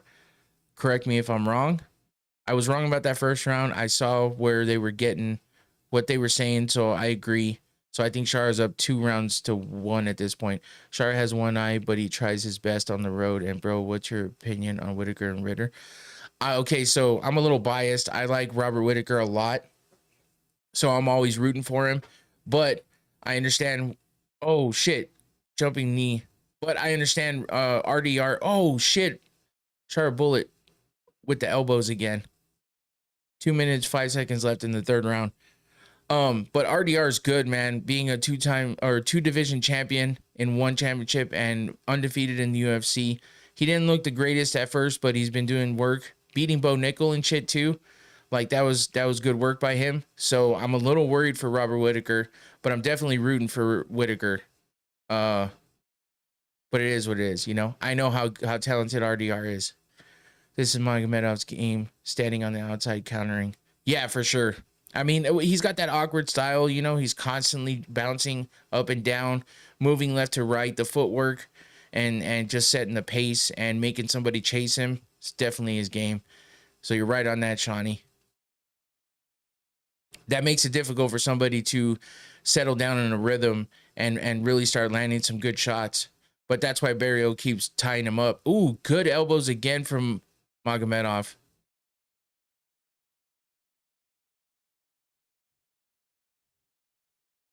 I'm waiting, man. 1 minute left in the third round. Ooh. Good exchange there. Magomedov keeps jumping in with that knee. Barriault's looking a little wobbly here. His legs don't look very much under him at the moment. He's bouncing back on the cage looking for it. Yeah, 40 seconds. Oh my God. Magomedov with 23 significant strikes in the third round as opposed to Barriault's 5. Barriault's got to get a finish here to win for sure.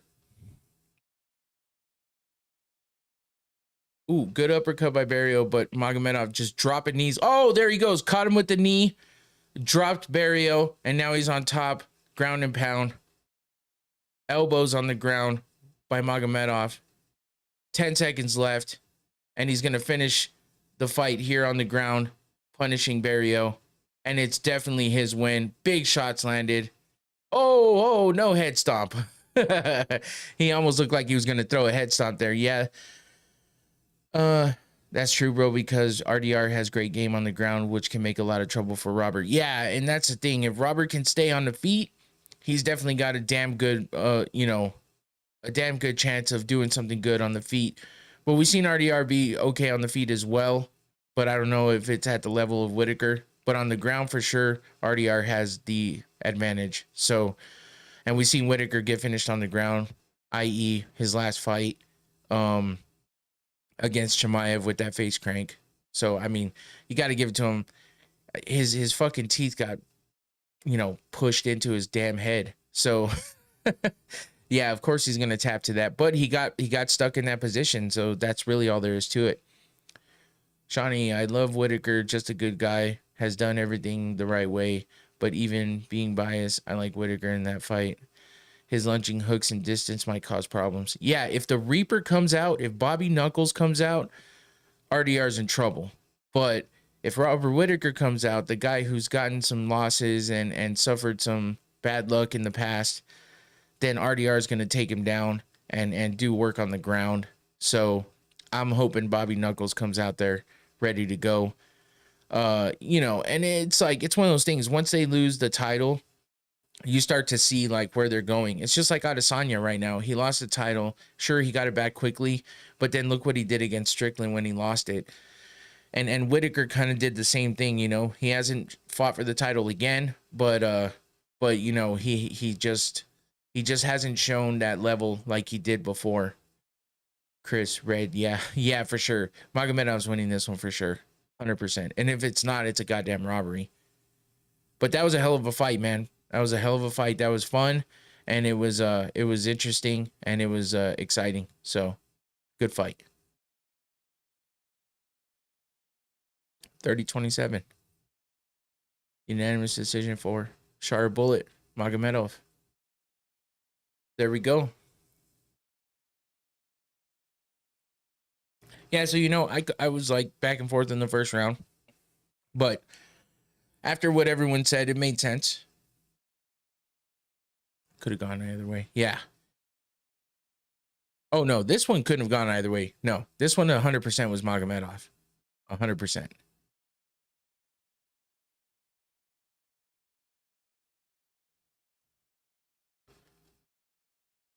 Shar is saying that Michael Bisping's a big inspiration for him. That's not something I thought I'd hear. DDP and Chimaev fight is coming to that on top fight in the UFC. Yeah, I'm excited for that one. A lot of people think that Chimaev's going to beat DDP. I don't know. I mean, I think Chimaev's a beast, but we've seen him like, we haven't really seen him in big trouble, but it's tough, man. I don't know. That's a tough one because DDP, okay, so we've seen him, not look great in some fights, but that was before that surgery to his nose. When he got that surgery, it's like he's like a whole different person. So I'm wondering like how much he's gonna, how much he's gonna be able to hold up against Chimaev, because Chimaev brings a whole different game. The pressure, the takedowns, the ground game. But I mean, DDP's well-rounded. So, and I just keep doubting DDP. And that's my biggest fear here is I keep doubting DDP and he fucking keeps winning. So it's tough. they're calling RDR a prospect while Whittaker is 3 months younger, probably because RDR has only 3 fights in the yeah, that's why. It's just they're talking about prospect as in the UFC, but I mean he's not a prospect at all. He's it's well documented the experience he's had in one championship being the double champ over there.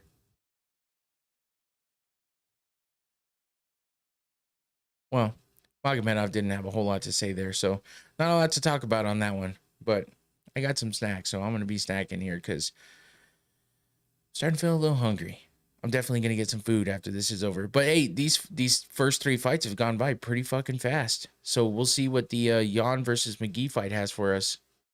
I get it, and I like RDR. Yeah, I like RDR too. I've been a Whittaker fan for quite a while. When he was fighting Adesanya, I was so on the Adesanya side, but after watching Whittaker and how he bounced back from all that and just the person he is, I like Whittaker so much, man. So like I don't want to see him go out on a bad loss. I want to see him, if he loses, hopefully it's by decision. Otherwise I'm just truly hoping that he gets a win. But I do like RDR, and I just feel like I want Whittaker to keep moving up and possibly get another shot before his career is done in the UFC. I feel like he's on that like back 9 last leg type shit. Even though he's not that old, from what it sounds like, it doesn't sound like he wants to be fighting for too much longer. But that's just my take on it.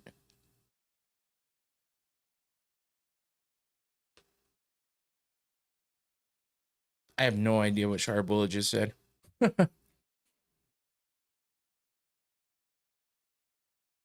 But good win for him there against Marc-Andre Barriault. I mean, that's a tough opponent. You know, he's back and forth with his wins and losses, but he always puts up a good fight. RoboCop and Gilbert Burns in the crowd. So next up we got Piotr Jan versus Marcus McGee. Chris already put his pick as Marcus McGee in the chat. Shawnee and Saeed, you guys got picks for this next fight? Jan versus McGee. I want to pull for McGee. I really do. But it's tough to go against Jan with what he's done in the past and the type of fighter he is. But I could definitely see McGee being that up-and-comer.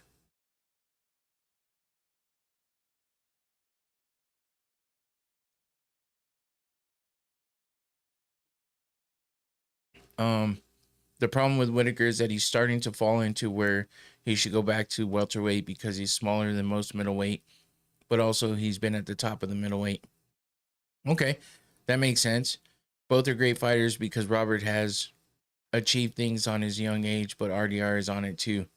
Yeah, that's what's tough because we haven't seen a ton from RDR in the UFC, and that's where people get stuck because they're like, oh, what has he really done? Well, if you didn't follow him in one championship, then you don't know.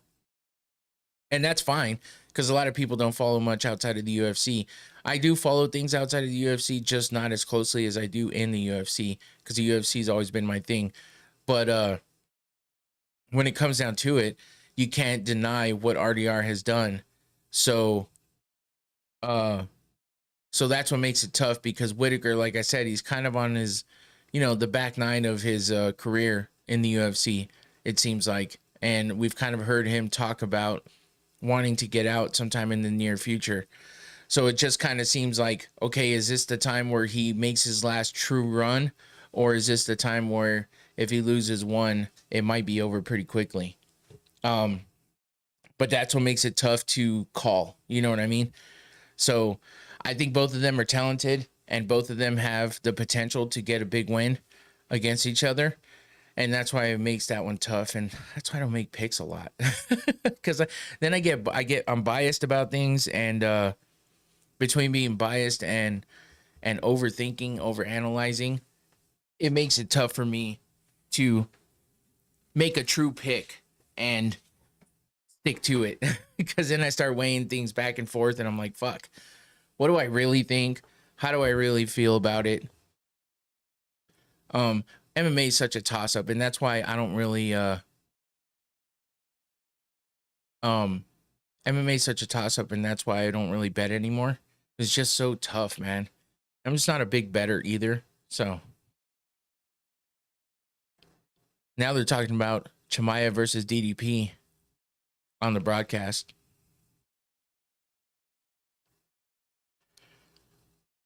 The fact that Chimaev subbed Whittaker like he did, and then DDP subbed Adesanya like he did, that's kind of what gets me on that fight. It's like, shit. I wanted to look at something here. Yeah, Chimaev's still undefeated. I kind of forgot about that. 14-0. Dricus is 23-2.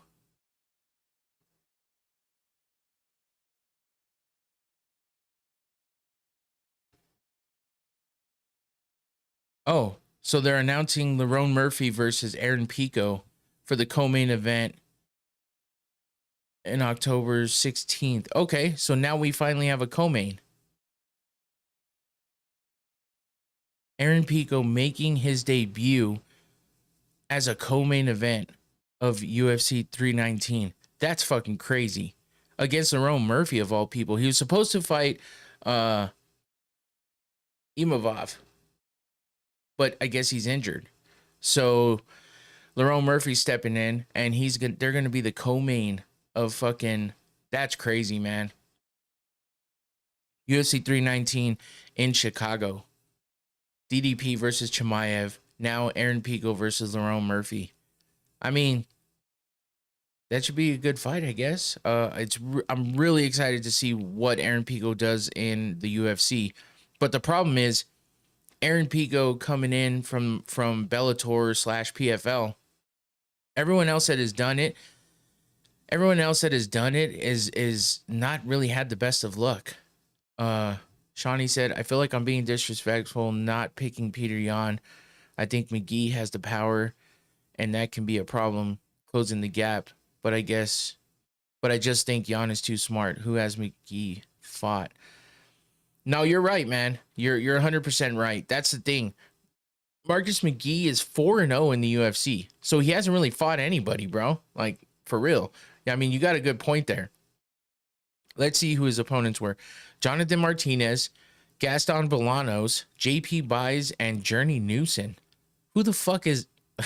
What the fuck? What are we talking about here? Wait, you're making me feel crazy. No, I'm not talking shit. I'm just... Because you're right. You're 100% right. Who the fuck has he fought? Yeah, who exactly? Who the fuck has he fought? Jonathan Martinez is really the only. I mean, I know Gaston Bolanos and JP Buys, but it's like whatever. He did not get a performance of the night bonus against Jonathan Martinez, which was his last fight that he won by unanimous decision. But the 3 fights before that, he won submission, TKO, and he got performance of the night bonuses there. That's where all the hype is. Damn, how old is McGee? Looks OG. No, you're right. He really does. He's 35, Chris. So, I mean, not that old. I mean, that's kind of old for fighting, but he does have that older look to him. But yeah, he's 4-0. He hasn't really fought anybody of name. You know what I mean? So in the bantamweight division, I mean, the bantamweight division is tough right now. So Petr Yan, my comment wasn't towards you. It was towards the Twitter comment saying KO first round for McGee. No. I 100%. No, I get you, Shawnee, for real. I was actually agreeing with you 100%. 100% agree with you. Like, who the fuck has he fought? You're right. He hasn't really fought anybody. The thing, he's on a big wave right now because he got 3 performance bonuses in his previous 3 fights before the last one. So yeah, no, I'm right there with you, Shawnee, 100%. Like, you made me second guess myself, so that's good. That's what I like. You know, when somebody makes me think about something, I like that. And yeah, this is tough because Petr Yan, former champ, he's fought everybody. Twitter acting like this is a 21-year-old prospect. Yeah, he's fucking 35. And Petr Yan is 32. and he was a champ. And he is on a 2-fight win streak with wins over Song Yadong and Davison Figueiredo. 2 fucking fighters that by themselves are better than all 4 fighters that McGee has fought. Not to mention together dominate the competition that McGee has fought. Sure, before that, Petr Yan was on a 3-fight losing streak because he lost his title to Aljo. And then, I'm sorry, he lost his title to Aljo. And then he won against Corey Sandhagen. And then he lost to Aljo again. And then lost to Sean O'Malley and lost to Marab. These are all champs or former champs. And then top contenders. So yeah, 100% Shawnee, you're right. Like 100%. So this is just crazy. But I mean, Chris, I get it too. Like I can see how people can look at what McGee has done and been on that record. The knee. Yeah.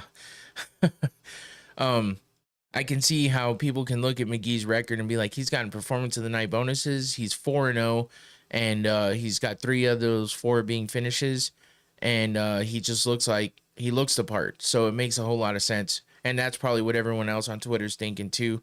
He's just riding a high right now. The question is, can Petr Yan prove that he is the vet that he is? Yeah, from AZ.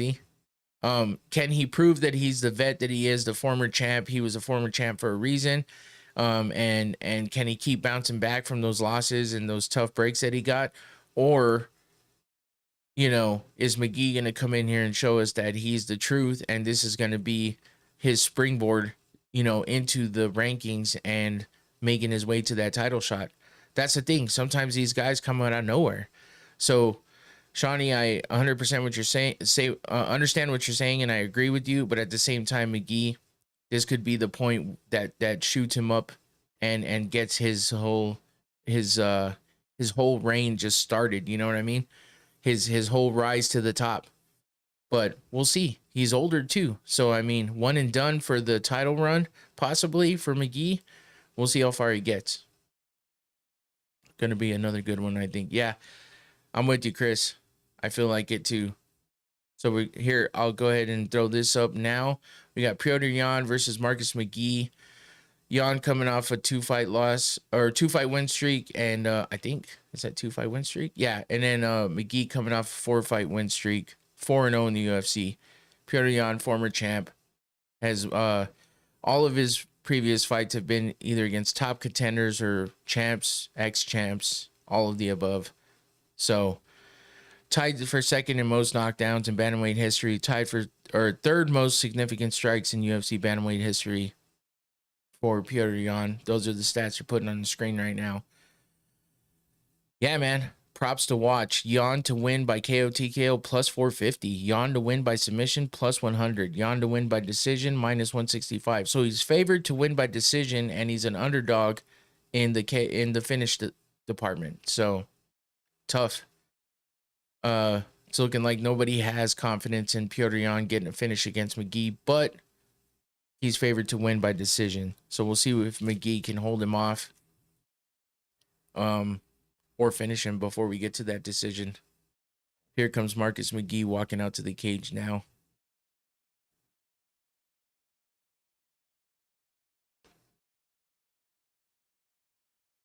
Decision via Yan is my pick for Shawnee. Okay.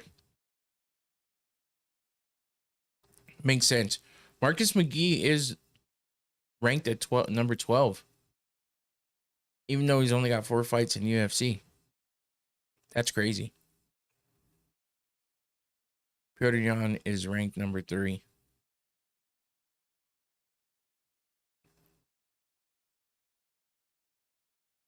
Co-main event. It's only 3 rounds. We're blowing through these fights right now, man. I mean, we started at noon, so we're getting to the 2-hour mark here. McGee fighting out of Phoenix, Arizona. AZ in the house.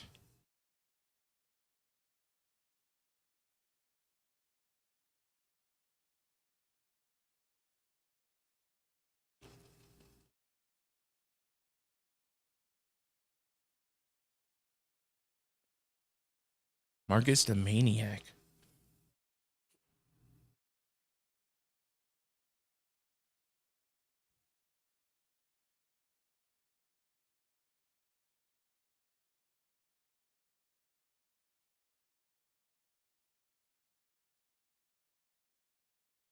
Main card is flowing.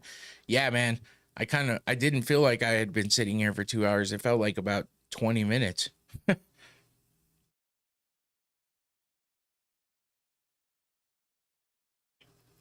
yeah, so far in the main card, I think oh shit, where did it go? 2 decisions and 1 finish. Doesn't feel like those were 2 decisions though. It didn't feel like it went that long. Good fights, I guess. Keeps you active and awake. All right, here we go. Start of the first round. Petr Yan versus Marcus McGee.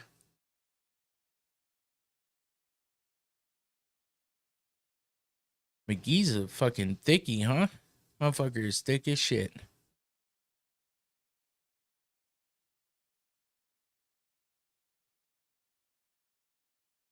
That hair, though. When's the last time we seen a 12-second KO?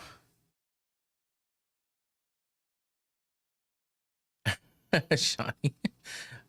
Last time we seen a 12-second KO? Fuck, I don't know, man. That's a tough one. It's been a minute.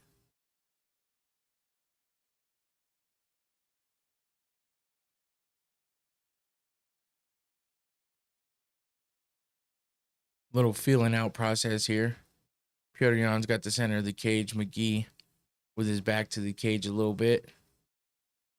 Little exchanges here and there, but nothing crazy yet. 4 minutes left.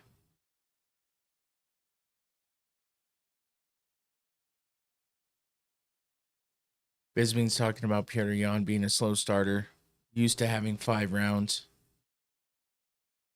That could play into this. No, it's been done before that, Chris. I mean, after that. I just don't remember exactly when.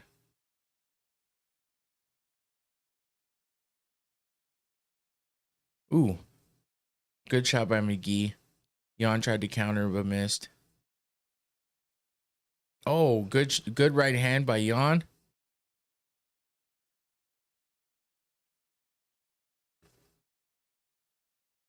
Ooh.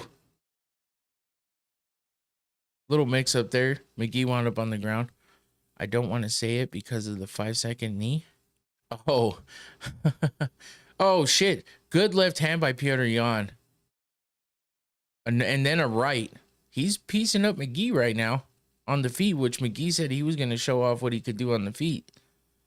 But, I mean, he's hanging in there. It doesn't look like he's, you know. But, yeah, Shawnee's talking about Masvidal versus Ben Askren with that walkout flying knee knockout. That shit was nuts.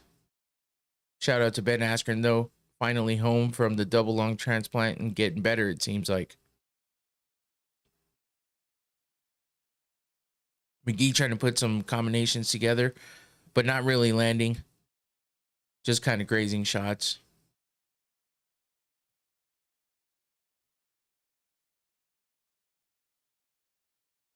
McGee looking for the angles.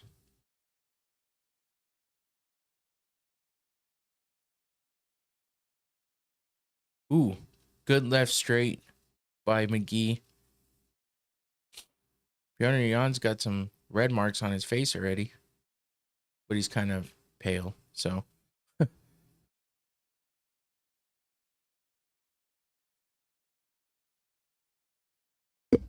Oh, shit. Sorry about that. Bumping the mic with the can. That's never good.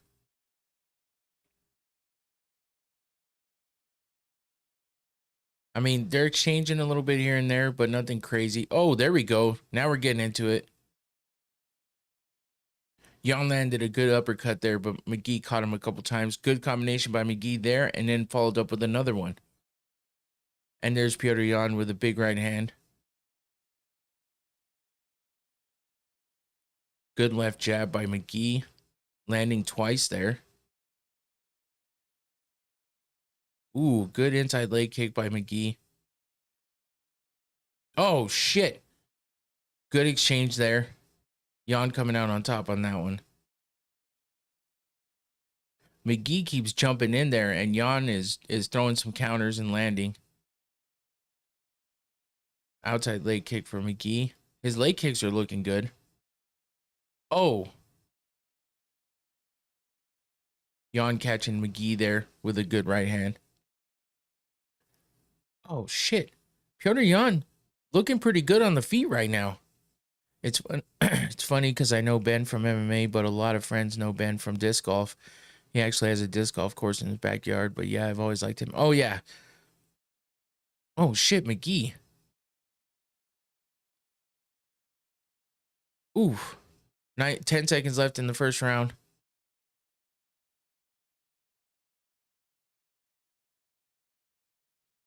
Not a bad first round, honestly. Good exchanges. I'm not sure who came out on top on that one. But yeah, Ben Askren's big in the disc golf community for sure. Chris said, hey, that Almabayev versus Ochoa was a really good one. Digging all the matchups so far. Yeah, for sure. Overhand right by McGee. Yeah, I mean, there's some good exchanges in that first round. I don't really know where I land with that one as far as who won. It looked like Piotr Jan was really getting some good combinations to land in there. I feel like maybe he got the better of the significant strikes, but McGee had his moments too. So if I had to guess and pick right now, I would say probably Piotr Jan got that first round barely, but I could be wrong like I was in the last one. So it's okay. That's just what I saw offhand. That's my thought, I guess, for the moment.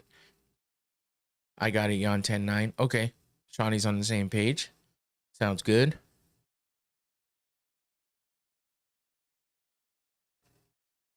Let's wait for this to come back. Here we go.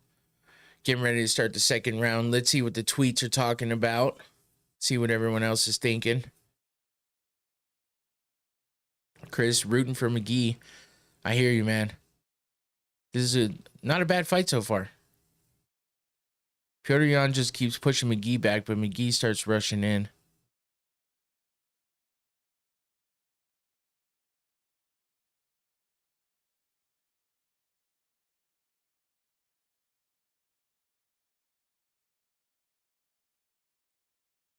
Jan trying to rush in and McGee turning him around against the cage, looking for that takedown. McGee fighting well so far, landing some good shots and moving a lot, but he can't slow down against a guy like Jan. That's what Aljo said from Threads. Jan switches stances so effortlessly, and that could be giving McGee issues with distance. There's another thread. 10-9 Jan in a very close first. Okay. So, yeah, so far. Ooh, good right hand by Jan there. And followed up by a left by McGee, which landed. Ooh, McGee with a good combination there. Body shots from McGee. Yeah, he's looking like he's starting to get a rhythm for McGee. Ooh, he's landing shots here and there, man. Those can add up.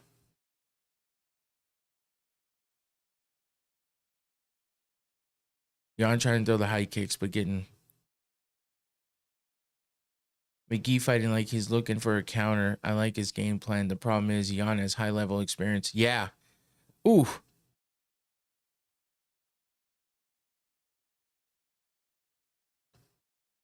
Piotr Jan passes Rob Font for the second most significant strikes in UFC bantamweight history.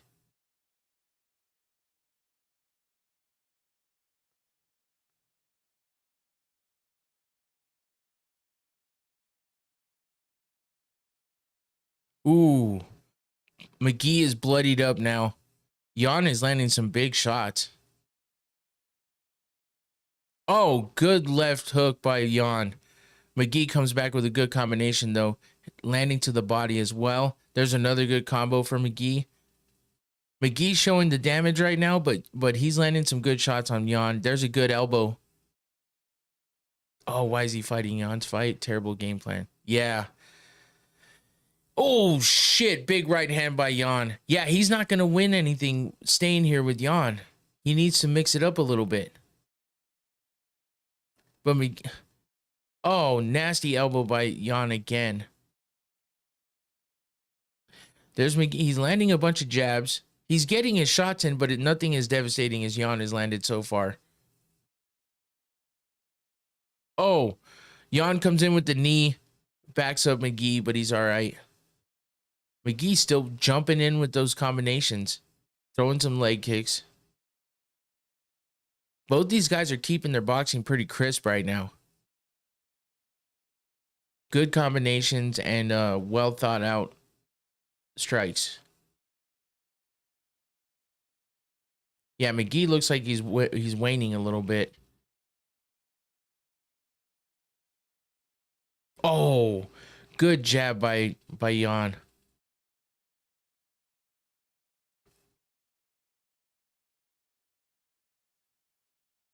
Oh, almost landed a good jump in knee by McGee, but just grazed. Jan's doing a good job right now. Good body shots. Ooh. See, oh, Jan with a 4-punch combo. He's snapping that head back with his jab too.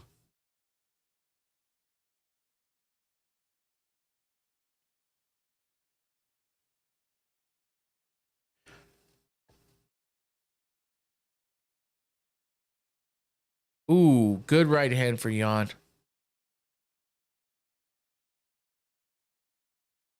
McGee trying to clinch up. It's not working. Jan's not having it. 20 seconds left in the second round. McGee trying to get the big strikes off, but not really landing. Oh, good right hand by Jan. 10 seconds left. Ooh. Jan landing some good shots at the end of that. McGee with a good jab there, and that's it. Second round over. Absolutely no doubt about it. Jan wins that round. 100%. Fucking crisp striking. Finding the openings. He busted open McGee. And, yeah, now McGee showing damage. Showing signs that he's wearing down a little bit, too. I love how Jan knows his game plan in keeping both hands up because McGee always throws a jab, then a 1-2 after repositioning. You're not going to outbox Jan. Yeah, in the beginning, McGee was landing some of those shots, even past the guard. But, yeah, it doesn't seem like it's working anymore. Jan figured something out and adjusted. So good for him on that. That's what makes that experience that he has worthy of keeping in mind when you're thinking about who might win this fight. As of right now, Jan's got it 100%. 2 rounds to nothing.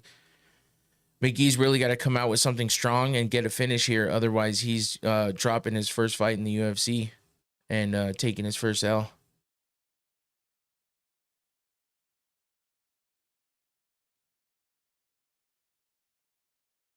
Here we go. Start of the third. Need another twist.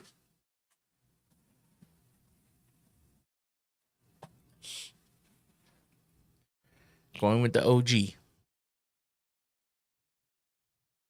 All right, McGee. Got to do something if you want to win.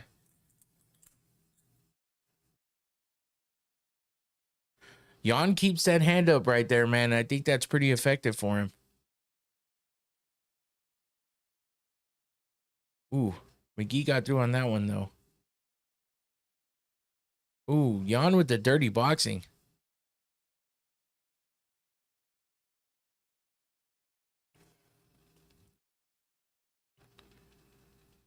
Jan body head combo.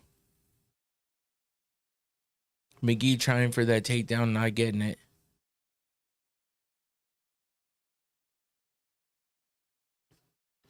Once Jan computes the data and figures you out, he puts the pressure and output. We are watching this in real time. Heavy combos landing. Yeah, not a bad take by John Korean. Big round for Jan there, but McGee is hanging tough. 2018 for the former champ. Yeah. Yeah, I mean, I give McGee credit. You know, he's still in there. Oh, big right hand for Jan. But Jan is just picking him apart. And, you know, they were talking about how Jan's a slow starter, but I feel like he adjusted well for this fight being, you know, a 3-round fight. And, you know, he adjusted well. He turned it up when he needed to. And that second round was big for him after he had already won the first. So I forgot how good Jan's jab was when you let him settle in. Yeah. Yeah, he keeps that hand up here, man, and then he fucking finds that way in and just bam. And it's nice. It's nice. The boxing is good. I mean, McGee's is good too, but yeah, Jan is just levels above right now. It didn't start off that way though. It looked like McGee was going to be able to hang with them, but once Jan got a rhythm and really settled in, the ref telling him to progress their positions, which means he's going to break them here in a second if they don't. 2 minutes, 30 seconds left in the third round. Peter Yan is up by 2 rounds, 100% right now. Second warning for no action. Weird. Just fucking break him up. What are you doing? Yeah, just break him up. Oh, Yan with the knee there, though. That'll keep it going.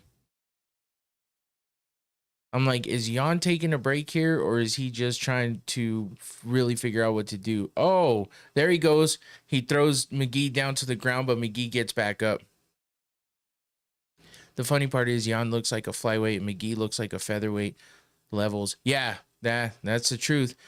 Tommy, what up? Jan OB there?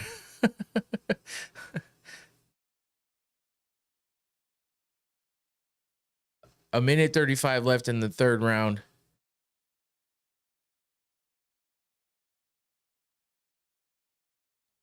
Looks like Jan's just controlling him against the cage, throwing some knees to the legs. McGee trying to back out, but he's not able to. The ref keeps talking to them. Just waiting to see here what the hell's going to happen. It's the first time we've really seen like a lot of clinching throughout this whole fight. Maybe Jan was like, let's play it safe this round. He doesn't seem to be very active, and if he can control him here, I mean, it's smart. It's not the most exciting, but it's smart. All right, McGee finally gets turned around.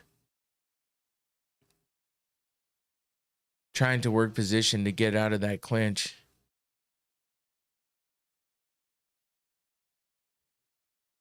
Significant strikes. Jan has really only won the third round. He lost the first round, and it was tied in the second. But we saw the damage, and we saw what everything did. What the outcome of everything was in that second round. So Jan's still winning regardless of those significant strikes. Here we go. They finally apart. 24 seconds left. High kick by Jan. Oh, Jan kind of throws him down, and now he's looking for a submission. Oh, shit. He's trying to get the Kimura. And McGee gets out of it, scrambling to the cage. We got 10 seconds left. 100% Jan's fight. There's no way McGee does anything in these last few seconds. Great performance by Jan. He bullied him.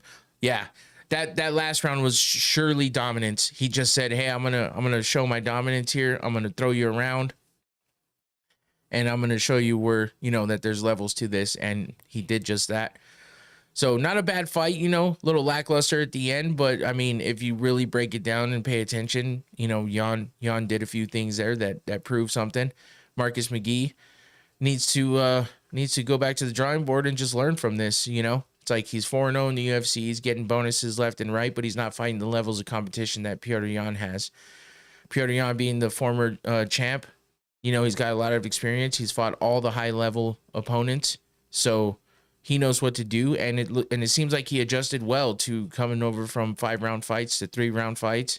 Regardless of what anybody says about him and being a slow starter, he downloaded the information this time, and he fucking put it all into play, and he pushed through and made it happen. So it was a good fight for Jan. It was technical, it was tactical, and he did his thing. Now we will see who he will call out. Yeah, that's always the interesting part. Whether he calls somebody out, though, I don't know. Petr Yan is, what was he ranked? Number 2 or number 3 right now? Let me go back and see. That was bantamweight, right? Number 3. Did he fight Umar Nurmagomedov yet? I don't think he has. Imagine that fight, Petr Yan versus Umar Nurmagomedov. Let me see. Has he fought him? He hasn't fought him. Yan versus Nurmagomedov, that would be a good fight. 29-28. 29-28. What the fuck did I miss?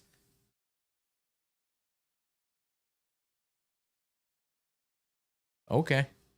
Well, unanimous decision regardless. I mean,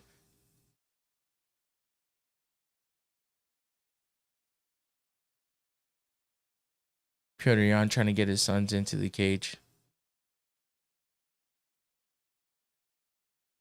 Yeah, Shawnee, exactly. What the fuck? Who saw that 29-28? Again, you know, that first round is the only round I could think they gave to him. I mean, because I was a little bit back and forth on that round. So, you know, maybe I was actually on the right path there, but I still don't understand. Like, in the end, it doesn't really make a whole lot of sense. I feel like that should have 100% been 30-27 all the way through. McGee got a DEI round. Oh, leave it to Tommy to fucking... Damn, son. Oh, that's a good one. That was 30-27 beatdown. I got the shots, but he dominated that fight. Yeah. Fucking Tommy. That's funny, man. Yeah, I don't know how they gave him around. It doesn't make any sense at all.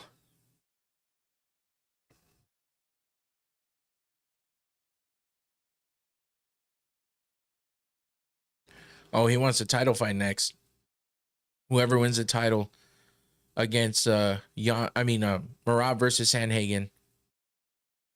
Makes sense. I mean, but I still think him versus Nurmagomedov would be good against Umar.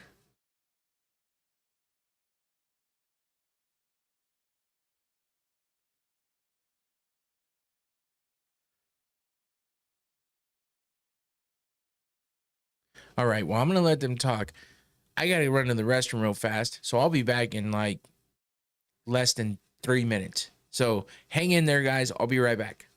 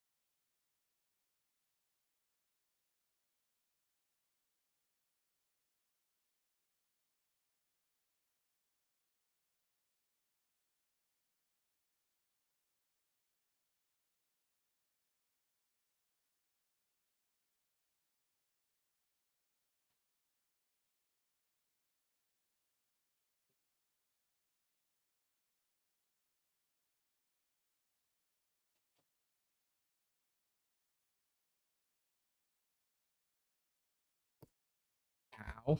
Sorry about that. All right, I'm back. Bisbing being 6'2", making everyone look smaller. Bring back my 6 Rogan. Well, this is because it's a fight night for one, and for two, it's overseas, and Rogan doesn't do any of those. It was kind of crazy not to see Rogan at 318. That was kind of weird, but I guess he had some kind of previously scheduled vacation or some shit. Bro just peed in a hospital bed. No, but my bathroom is legit like right outside the door, so I had to make it quick. I don't have anybody in here to fill the time for me, so you know, I made it quick. Appreciate you guys for sticking around though. definitely had to make that bathroom break before this last one. Because if we go to a decision on this one, you know, that's 5 rounds. So it's going to be a minute. But yeah, I definitely made it fast. All right. So Robert Whittaker versus Reineer de Ritter. No, that shit's funny. Shit. Yeah, we'll see what this main event has for us. Tommy, who made that funny comment earlier, poor guy, he would have to piss in a bottle or something if he was on stream with us, because yeah, he has a his podcasting area is outside of his house, so he has a long walk to get to a bathroom. So I remember those days when we were podcasting all the time, and if he had to go, he had to end it because it was going to be some time to get himself back over there. That's the price you got to pay for having a gigantic garage as your podcast studio, huh, Tom? Oh man. All right. So RDR versus Robert Whittaker. Man, I would love to see Robert Whittaker get this fucking win. I really would. But yeah, it's tough, man. It's gonna be a tough fight. While RDR hasn't had 1-for-1 on my picks so far, considering I didn't catch the first match, but who's DJ Tommy got for the main? I don't know. Is Tommy still in here? I feel like he might be, but is he paying attention? I don't know. But yeah, I'm a little worried because I know RDR is just on this roll right now. He's coming off that high of beating Bo Nickel, you know, who had so much hype around him. So handed him his first loss. But I mean, Whittaker has beaten all the, you know, has fought all the elite guys in the UFC in his division. You know, some wins, some losses. You know, he lost the title. It's just, I pee in the yard now. I'm not surprised. As an MMA fan, I just want the best fighter to win. The best fighter to win to make the best matchups. As a Robbie fan, I want to see him win, but also an RDR fan. I love the new blood. Yeah, I do like that RDR came in and that he's doing good in the UFC so far. I definitely, you know, this is one of those where I'm just like, I'm okay with either way. The only thing I would be a little sad about is seeing, you know, Whittaker get knocked out, but I don't know that would happen. I think it's more likely that he gets submitted if he loses or by decision. I don't think that he's getting knocked out by RDR. But Shawnee, if you're confused, if you're confused about what Tommy said, I used to podcast with Tommy all the time. We had a whole other podcast about like a bunch of other stuff, you know, like pop culture stuff. And we were just kind of some dudes hanging around. That's how I got my podcast, you know, beginnings. Him and Chris, we were all podcasting together. Now Tommy's off doing his own thing with some Star Trek stuff. So if you're a Star Trek fan, go check out Technically Trek. It's they got some good stuff going on over there.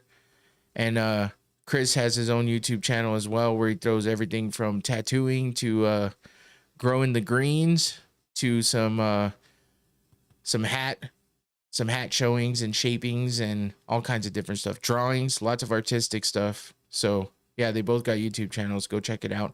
But yeah, we used to podcast all the time, and when it was time for Tommy to have to go take a leak, it was time to go from the podcast because he had to go all the way into his house, and it was a long ways away.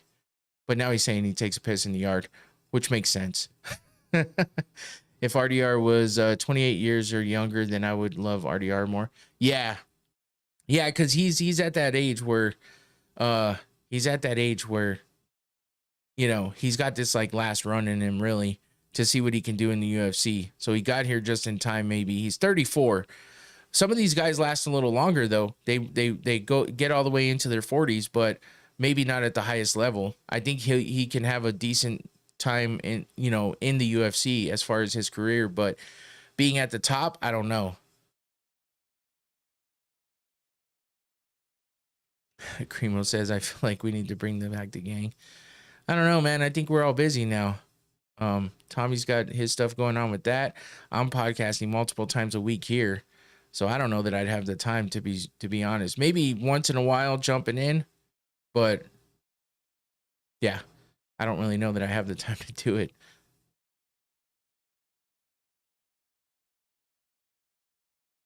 RDR walking out now. Technically, Trek is like locker room talk at a sci-fi convention. Yeah, that sums it up pretty good.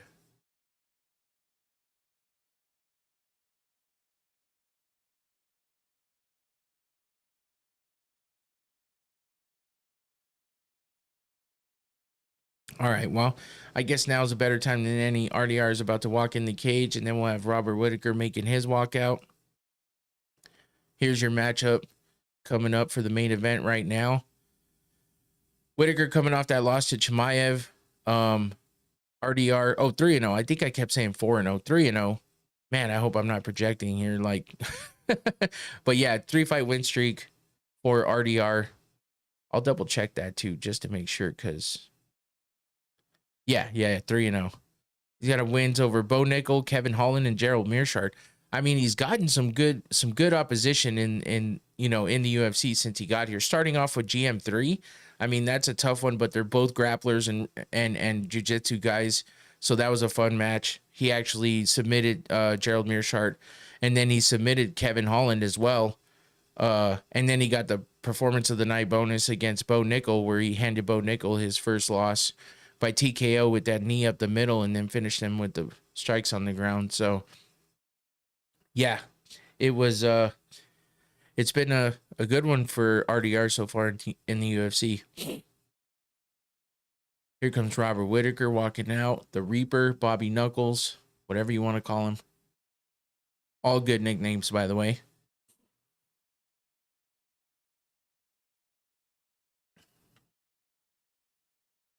Always with the mean mug on his face. And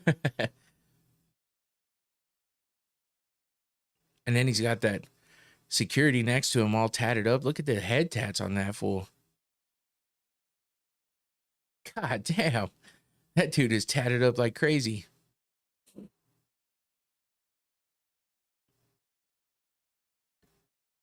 This dude like he ain't playing. Yeah.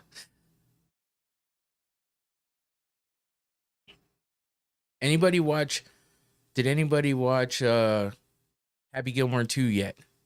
I just watched that before I came in here to start this, as I was watching the fights on the side too, by the way, with the prelims. But yeah, I watched Happy Gilmore 2, and I was laughing because Bad Bunny is in it as as Happy Gilmore's caddy, and I was laughing because I was telling my wife that Bad Bunny kind of looks like Robert Whittaker, or Robert Whittaker kind of looks like Bad Bunny. Except Bad Bunny has that like goofy kind of curly hair, but they both had the same kind of complexion, and like, I don't know, it's funny. I was just like, holy shit, this is weird. So I showed her a picture of Robert Whittaker, and she's like, yeah, that's crazy. But yeah, Happy Gilmore 2 is pretty fucking good. A lot of cameos by a lot of people you wouldn't expect to be in it, but it was a fun one.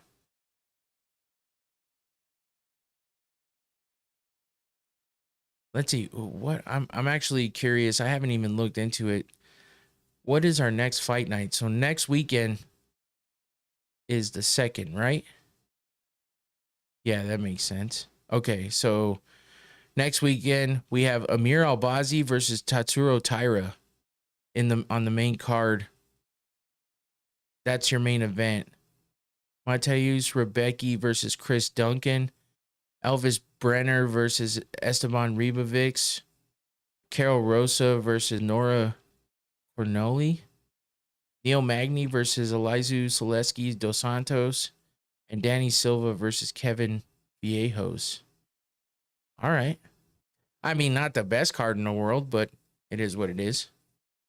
Make sure you tune in on Thursday for my preview of that card, because I will be previewing that card on Thursday. On Sundays, I usually do the recap of the cards that happen on that Saturday. but I do have some stuff going on tomorrow. So if I don't do it early in the day, which I don't think I will be able to, then I'll probably just be live on Monday. So anybody in here that wants to check out my recap of what happened tonight, I will be live on Monday night, more than likely. But if you hit that notification bell and set your notifications to all, and make sure you're subscribed as well, obviously, then, you know, you'll know exactly when I go live and whatever day I decide to do it. But Sundays are usually the ones that I'm kind of back and forth on. If I have something going on, I'll wait till Monday, but it'll be Sunday or Monday usually, unless I skip it completely. But I haven't been doing that lately. So yeah, but Thursdays are a constant. I almost always do it on Thursday. So yeah, check it out. Don't forget, set those notifications. They are now giving the official announcements in the cage for both fighters, and then we'll get this main event started and wrap it up.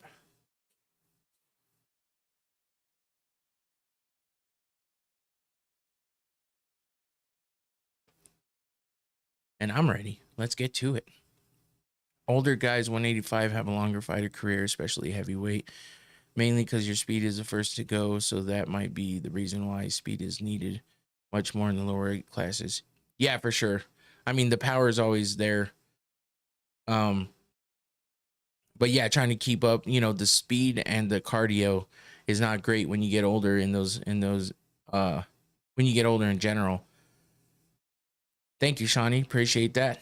But yeah, so in the heavier divisions, you kind of have that one punch knockout type shit that can happen a lot more often. They don't tend to go, you know, the entire 3 rounds or 5 rounds, whatever it is. So yeah, you have much more of a chance to compete when you're in those higher weight classes. That's why as the guys get older, they tend to jump up a weight class or 2. So not a bad point there.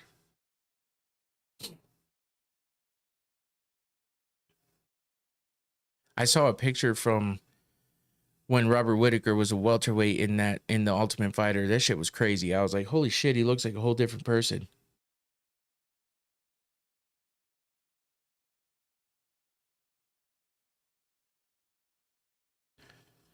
Here we go. I'm definitely ready for this, man. I hope it's a good one.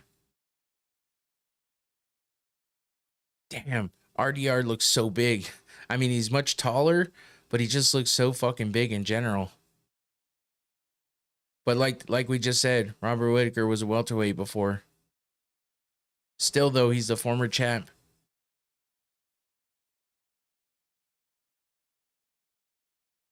Let's get it going. Round 1 officially started now. Whew. RDR with the kick right away. Damn, jumping in. He looks so much bigger than Whittaker. It's crazy.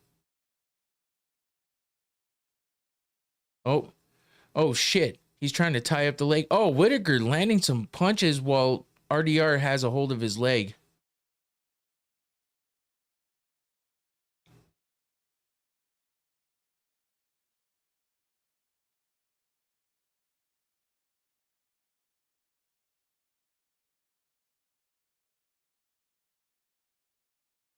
They're tied up in the center of the cage right now after that exchange. Whittaker landed some good punches. RDR was trying to tie up the leg of Whittaker on the feet. They're just kind of feeling each other out right now. I can't believe how big RDR looks next to Whittaker. Holy shit. I mean, you see him face off and you notice how tall he is, obviously, but then fully hydrated back in the cage. Wow. It's like a crazy difference.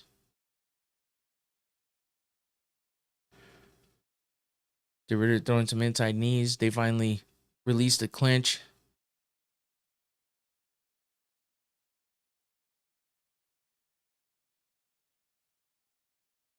It almost doesn't seem fair how much bigger RDR is. Holy shit. Oh, good combination by Whittaker landing. RDR looks like he has a cut over his eye. His left eye. RDR going in for the takedown. Gets denied by Whittaker. Good takedown defense by Whittaker. Oh, good left by Whittaker. Yeah, De Ridder flinched big time on that one.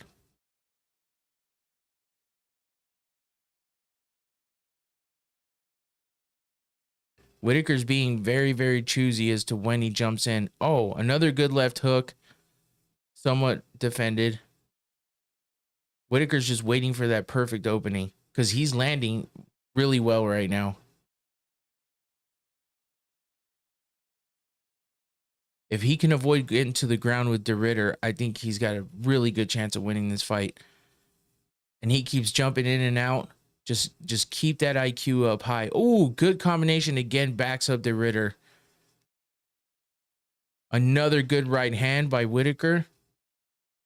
I mean, he's really throwing De Ridder back when he's hitting him. Whittaker's just landing and scoring points right now. Already has De Ridder damaged. De Ridder going down for the takedown. Again defended by Whittaker. Verdum, the bigger brother of Rodrigo, was Frank Mir. Plus Frank Mir were crazy at BJJ guys in the heavyweight division. Even Fedor. Yeah. Ooh.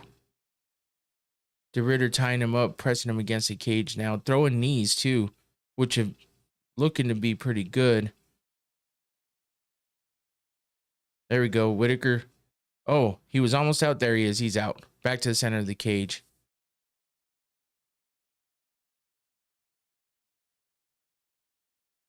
De Ridder with that head kick. Ooh. Good jab by Whittaker. Landing with that left. 1:05 left in the first round.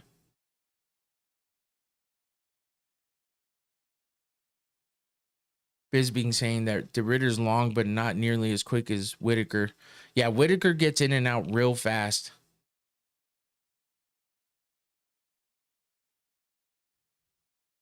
Ooh, good left hook by Whittaker. Whittaker looks like he's nice and fucking calm right now. Ooh, De Ridder with the knee to the chest.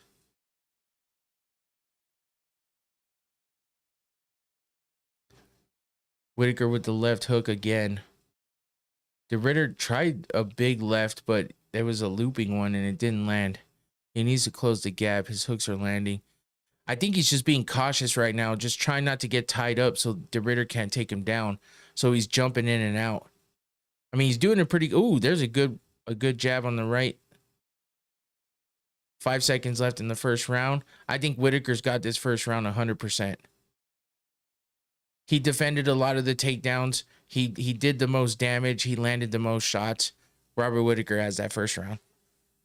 But yeah, I think he's just being cautious, which is good. The fight IQ's there.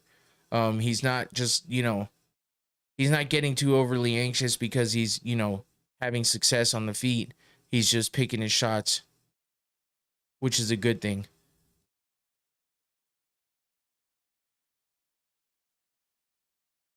Make sure if you guys haven't liked the video yet, please make sure you hit that like button at the bottom. That just helps my video out.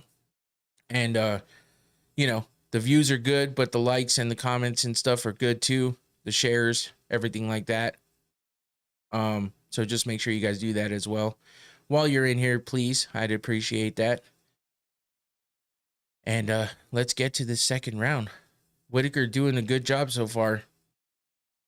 Hopefully he can continue that and not let De Ridder get him to the ground, because that's where it's gonna get a little weird. But De Ridder's got a cut over his left eyebrow, and it looks like his lip is busted. Here we go, start of the second round.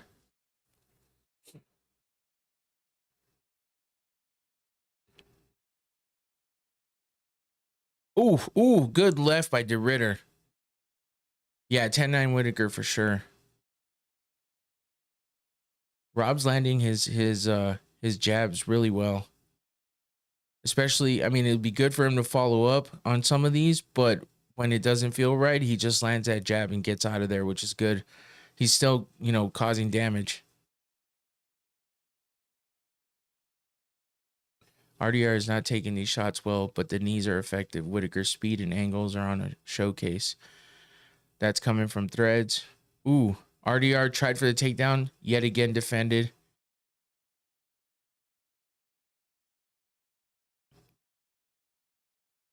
Whittaker's striking is just way more crisp than RDR's. RDR's throwing big looping, you know, shots. His knees are effective, yeah, but for the most part, Whittaker's winning on the feet, and he's also defending all the takedowns really well. So that's gonna frustrate De Ridder because, you know, he's losing on the feet, so he's gonna want to take it down, and Whittaker's not allowing it. So let's hope he stays on that and don't get caught coming in.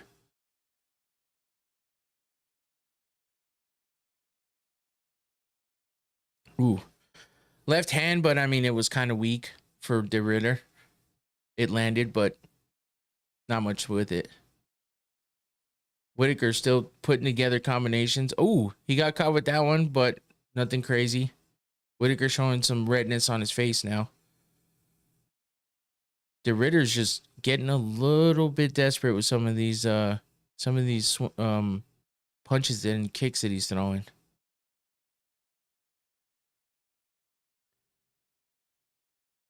If Whittaker can just find that opening and put something together.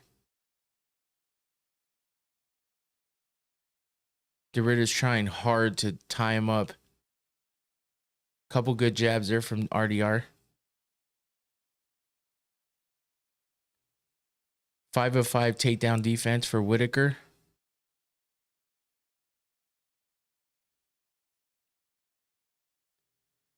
Oh, De Ridder with those knees, though, man. That's how he finished Bo Nickel. So Whittaker's got to be careful with that. But, I mean, Whittaker's coming back with good combinations, even though he takes those knees.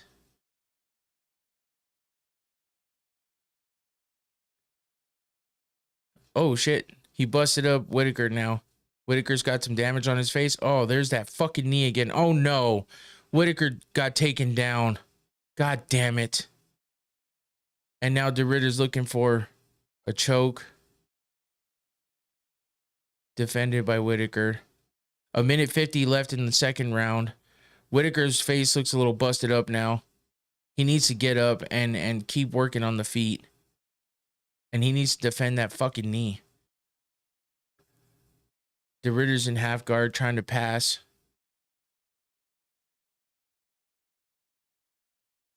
Whittaker's trying that butterfly guard. Tying up the hands and not letting him posture, but De Ridder's getting some punches off now. Fuck. Whittaker's got his mouth wide open. That's not a good sign. I wonder if he took a shot to the nose. Now De Ridder's just tying him up in half guard. 55 seconds left in the second round. Let's go, Whittaker. At least fucking get through this round. Start back on the feet. Finally, Whittaker has full guard back in. Trying to control that posture of RDR. RDR trying to throw some ground and pound, but man, he looks sloppy with those punches. Very, like, labored, too.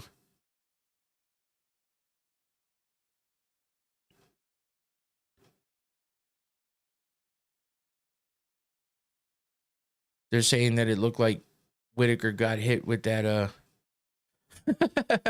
Tommy says RDR got that Ivan Drago vibe. He really does. If he dies, he dies. Man, RDR finishing on top with control. That might have won him this round.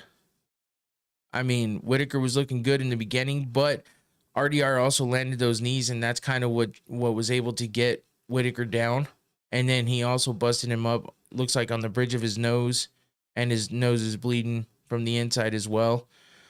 So, yeah, I think it's probably 1-1 right now at this point.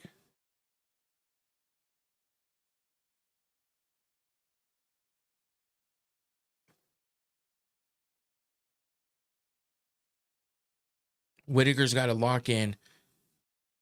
19-19, but with an advantage to RDR. Whittaker made some mistakes there. Whittaker needs to stay off the cage. Yeah, that's not a bad call. I think, oh, man, he's got to defend those knees, man, because that knee up the middle is fucking killer.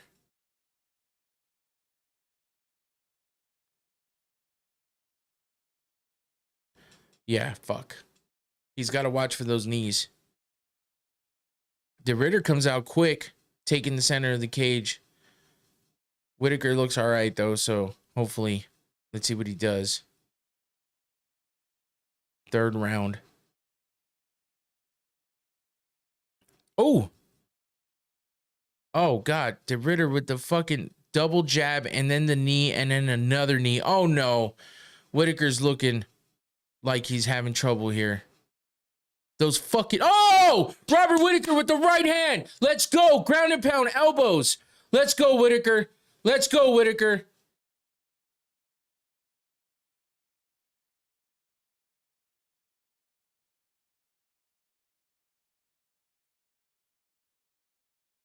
Oh! Good right hand by Whittaker. Let's go. Finish this shit. And again with the right hand. Whittaker's trying, RDR is trying with the legs. He's spinning. He's up on his feet, but Whittaker, oh, good elbow by Whittaker. They're both fucking gassed right now, bro. Shit. 3 minutes and 50 seconds left in the third round. Whittaker, you got to land another big shot. He's getting pressed against the fence, which leads Whittaker needing to... Yeah, I know. Fuck.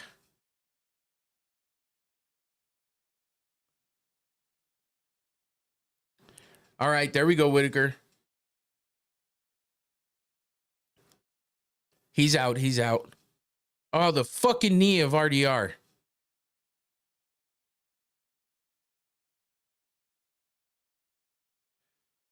Dude, sloppy takedown attempt by RDR. They're both tired at this point. We got 3 minutes and 10 seconds left of the third round. Whittaker's just got to land another big shot, man. RDR is just wobbly. There you go. Put those combos together.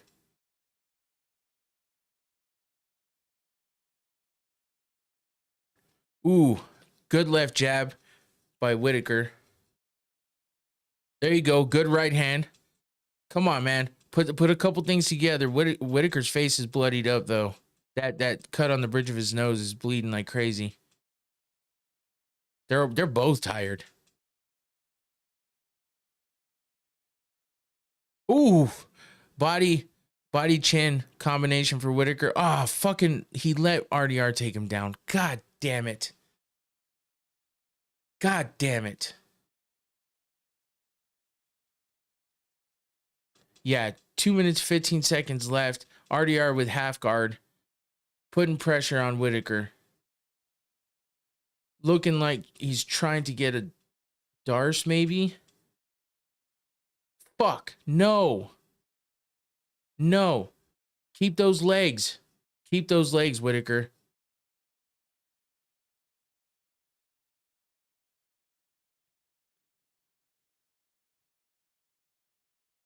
A minute 45 left in the third round.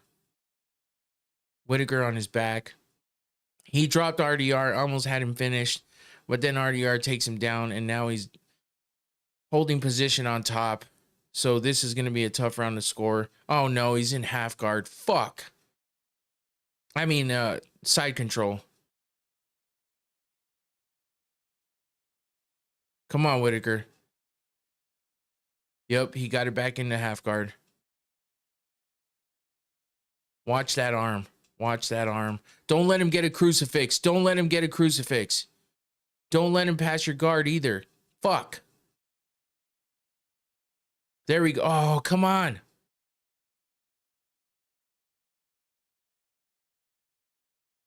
$55 seconds left in the third round. RDR controlling the arms of Whittaker, which is making it tough for him to do anything. Don't let him get the crucifix.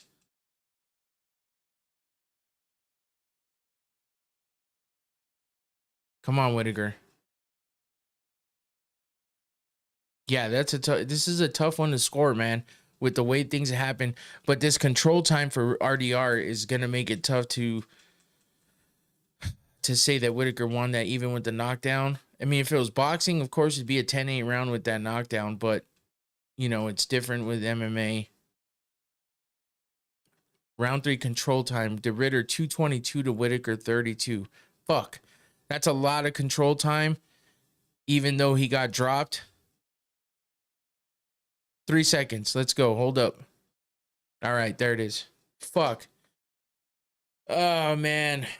Come on, Whittaker. You gotta fucking replenish your energy here. Shit. It started off so well for Whittaker in that round. And now I don't even know if he won the round. I don't see. Yeah, I don't know. It's a tough one. Anybody have any idea what you would call that round? I don't know. I'm torn. Because the control time to take down at the end of the round, that always looks better. But, I mean, he got dropped. He almost got finished on the feet. Like, fuck.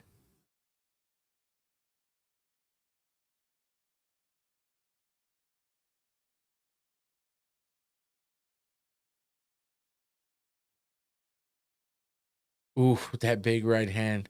So nasty.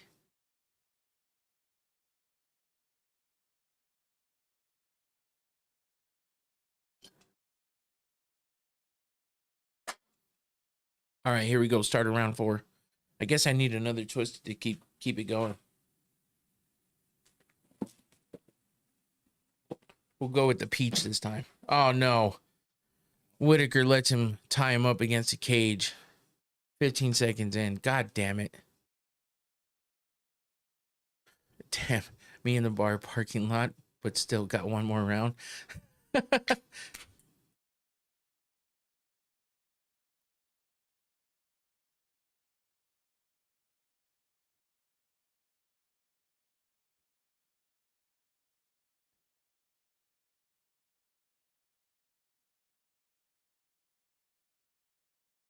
29-28 Whittaker. Huge knockdown should be enough to take that round, said Sean Sheehan, who, I mean, he's pretty knowledgeable, but you never know with these judges.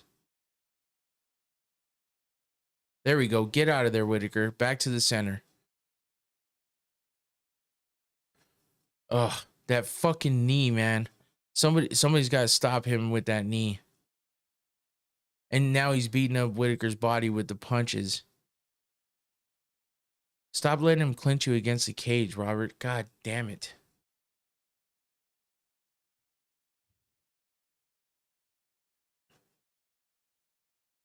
Oh, that fucking knee again. Let's go, Whittaker. Yes, get out of there. Time to land some shots. No. RDR, that was a smart move by him, though. He went in for the takedown as Whittaker was against the cage. Didn't get the takedown, but still pressing Whittaker against that cage. He's had a lot of control time there, and he's able to neutralize everything that Whittaker has for him on the feet if he keeps him pressed against that cage. When you're 6'4", have a 4-inch height advantage along with being lanky with long arms and legs, RDR has the perfect game plan. Can hate, tie up, eliminate those distance line. Yep. I mean, yeah, I can't argue with that, man. That's 100% right. Ooh, Whittaker winds up on top and now is on the back of RDR after RDR tried to take him down. Now they're both up in the center of the cage. Whittaker's got to start landing some shots. 2 minutes, 35 seconds left in the 4th round. RDR landing a couple jabs there. I'm a little bit worried that Whittaker's not doing much. He might be gassed.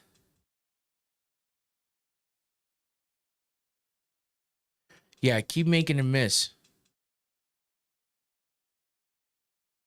Ooh, good left jab by Whittaker. Really flinched fucking RDR on that one.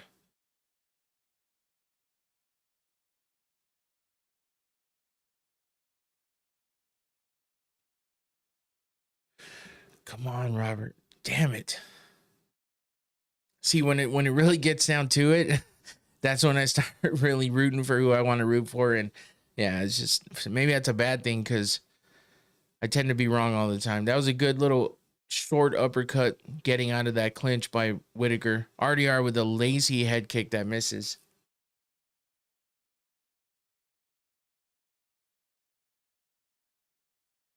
Yeah, I guess you got to give RDR props for being able to hang in there after he got fucking dropped by Whittaker. Oh, that was a nasty left jab by De Ridder.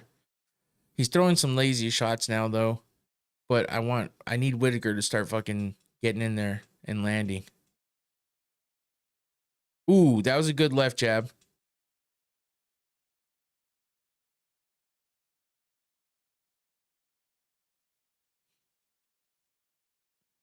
No. There you go, Robert. There you go.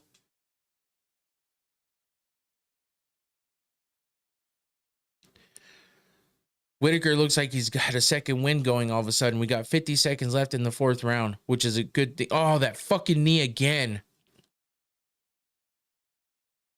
De Ridder with that knee, man, it is too fucking nasty. Oh, shit. He stumbled Whittaker a little bit with that big looping left. And now he's trying to throw it again.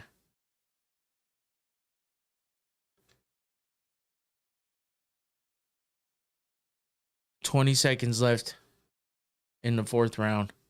Whittaker's busted up. RDR's busted up. Whittaker's bleeding a lot more, though. They both look like they're gasping a bit. RDR throwing multiple lazy right jabs, not caring if they land, just to bait too close to close the distance. Yeah.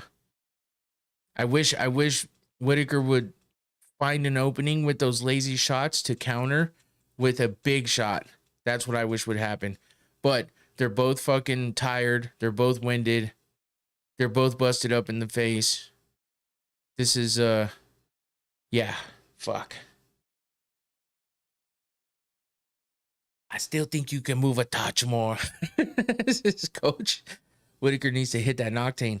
Speaking of, so the fuck do I. Yeah, Whittaker, this is what you need right now. Some Noctane smelling salts. And I'm going to hit it one more time for you. Maybe I can send the vibes your way.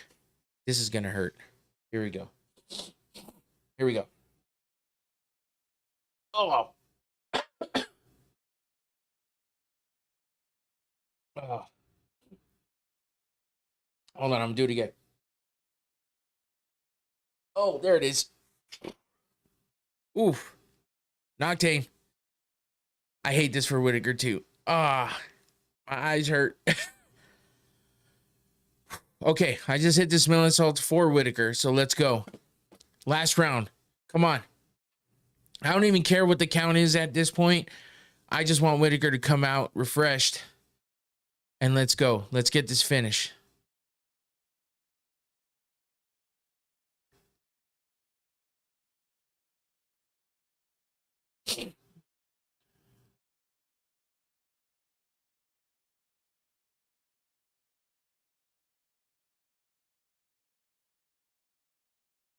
Ooh. Robert's landing some shots now. Don't let him take you down. Don't let him clinch you. Don't let him put you against the cage. Let's go. Oh. Robert's landing some big shots. Now he's getting clinched up against the cage. God damn it. Take your time, but turn it around on him. Get out of there, Whittaker. RDR just trying to some pot shots against the cage to the body of Whittaker.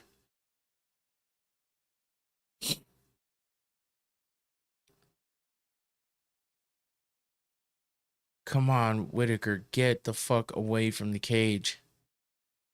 He needs to turn it around. Whittaker forgot about movement in this fight. He kept the distance, but if it was only back and forth, it was inside to side and roll out. I don't like this game plan. Yeah, I can see what you're saying. I feel like he started on the right path and then it went downhill. His takedown defense has been pretty good for the most part, but he's just too tired. So maybe he's just letting it go and waiting it out, but come on, man. We need to get something done. 3 minutes, 5 seconds left of the 5th round.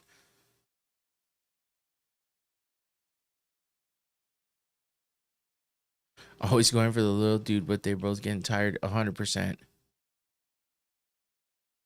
Whittaker stopping that takedown attempt, but still getting pressed against the cage. So it doesn't matter if you're not getting taken down because he's neutralizing everything that you have to offer by pressing you against a cage.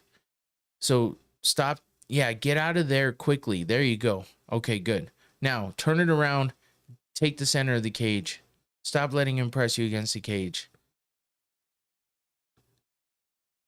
I mean, Whittaker, you got to finish him, man.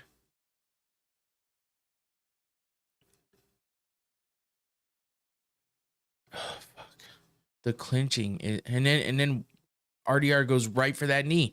Every time you clinch, you can't let him clinch. He goes for that fucking knee every time. His game plan should have been stay off the cage at all costs. This is what RDR wants to do as a big middleweight. Yup. Throw the spinning back fist. Exactly. Yeah, what the fuck? A minute 55 left in round 5. Stop letting him clinch you. Get out of there. Thank you. Take the center of the cage and throw some fucking strikes. Let's go.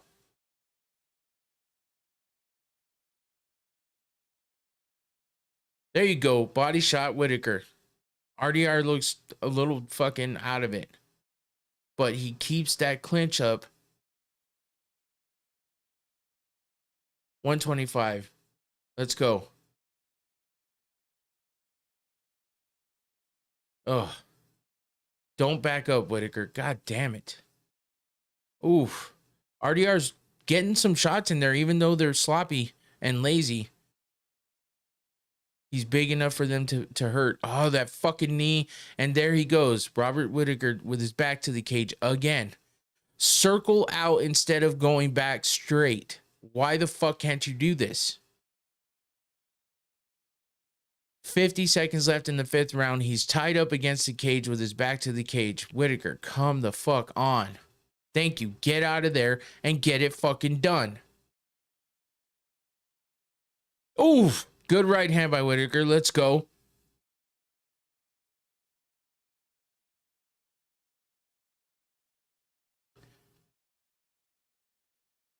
Ugh. Let's go. Put it together. 20 seconds left in the 5th round. Even in the 5th round, when he engages, he's still straight backing up in the cage. Yeah, it's fucking ridiculous and frustrating. Then he gets this shit. He lets him turn him around. What the fuck are you doing? You got 6 seconds left. Ah, fuck. Whittaker lost this by decision, I bet. God damn it, man. What the fuck is he doing? Oh, I mean, if he wins, I'll be surprised, honestly. They're going to call the control. They're going to fuck, man. Fuck. Yeah, I don't know. I feel like he's not going to get this win. I feel like RDR is going to get this win, even with those lazy ass fucking stupid strikes. But in the end, he's throwing those lazy strikes. He's landing, and it's actually snapping Robert's head back.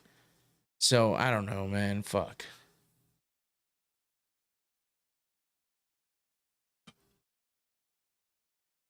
I guess we'll just have to wait and see. You never know when they're in Abu Dhabi too. You never fucking know with these judges. I mean, I'm not gonna be happy with Robert Whittaker getting the win. I mean, I'll be happy that he wins, but I'm not necessarily happy that he got the win like that.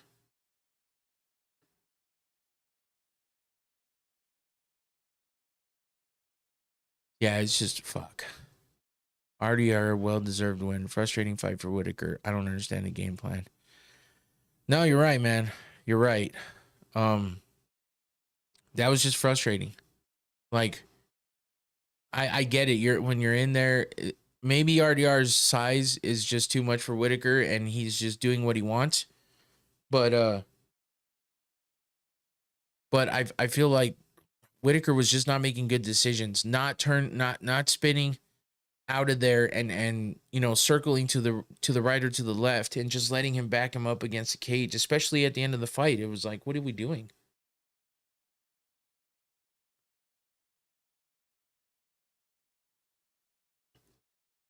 Split decision.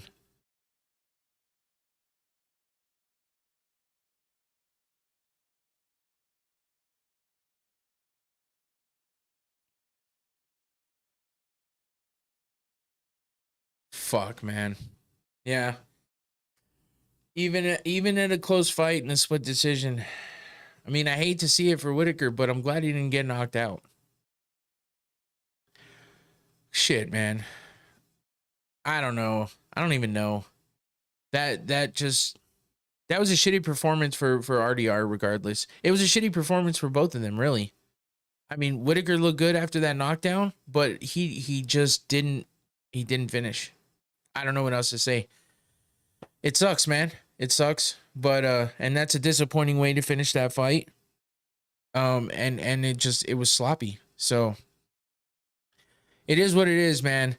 Fuck. That's not what I was hoping for that main event, much less for the outcome. Obviously I was going for Whittaker. I mean, no matter how much I could have denied it, it wasn't a horrible fight, but it wasn't great at all. And I just wish that Whittaker would have had a better game plan, like Shawnee said. I definitely think that's a good take. You know, not circling out, letting him continuously press you against the cage. I don't get that. And Bisping's walking over to Whittaker right now after talking to RDR, so let's see what he has to say.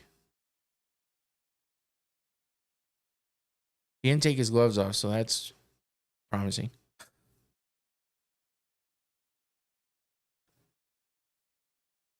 It was a matchup of counters. Who can stop each other's game plan? Nobody's getting bonus though. No, this was a stinker in the end when you really think about it.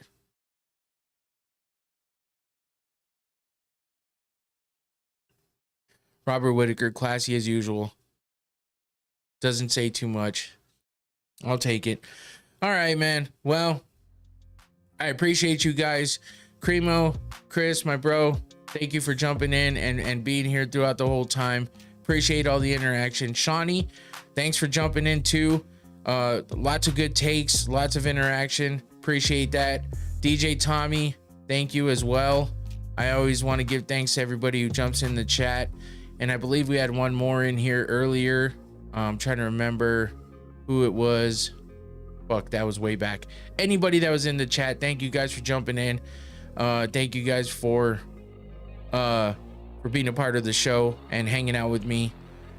Random one-man watch party, but it was fun being able to talk to everybody in the chat. Hey brother, have a great night. I really appreciate you. Love watching you. Love my friend. Hey, much love to you guys too. Thank you. Come back Monday, more than likely will be when I come back for the recap of all of this, and then I'll be previewing next week's fight night card on Thursday, so make sure you're here for that as well. That's it for me. I'm out of here. Take it easy. Peace.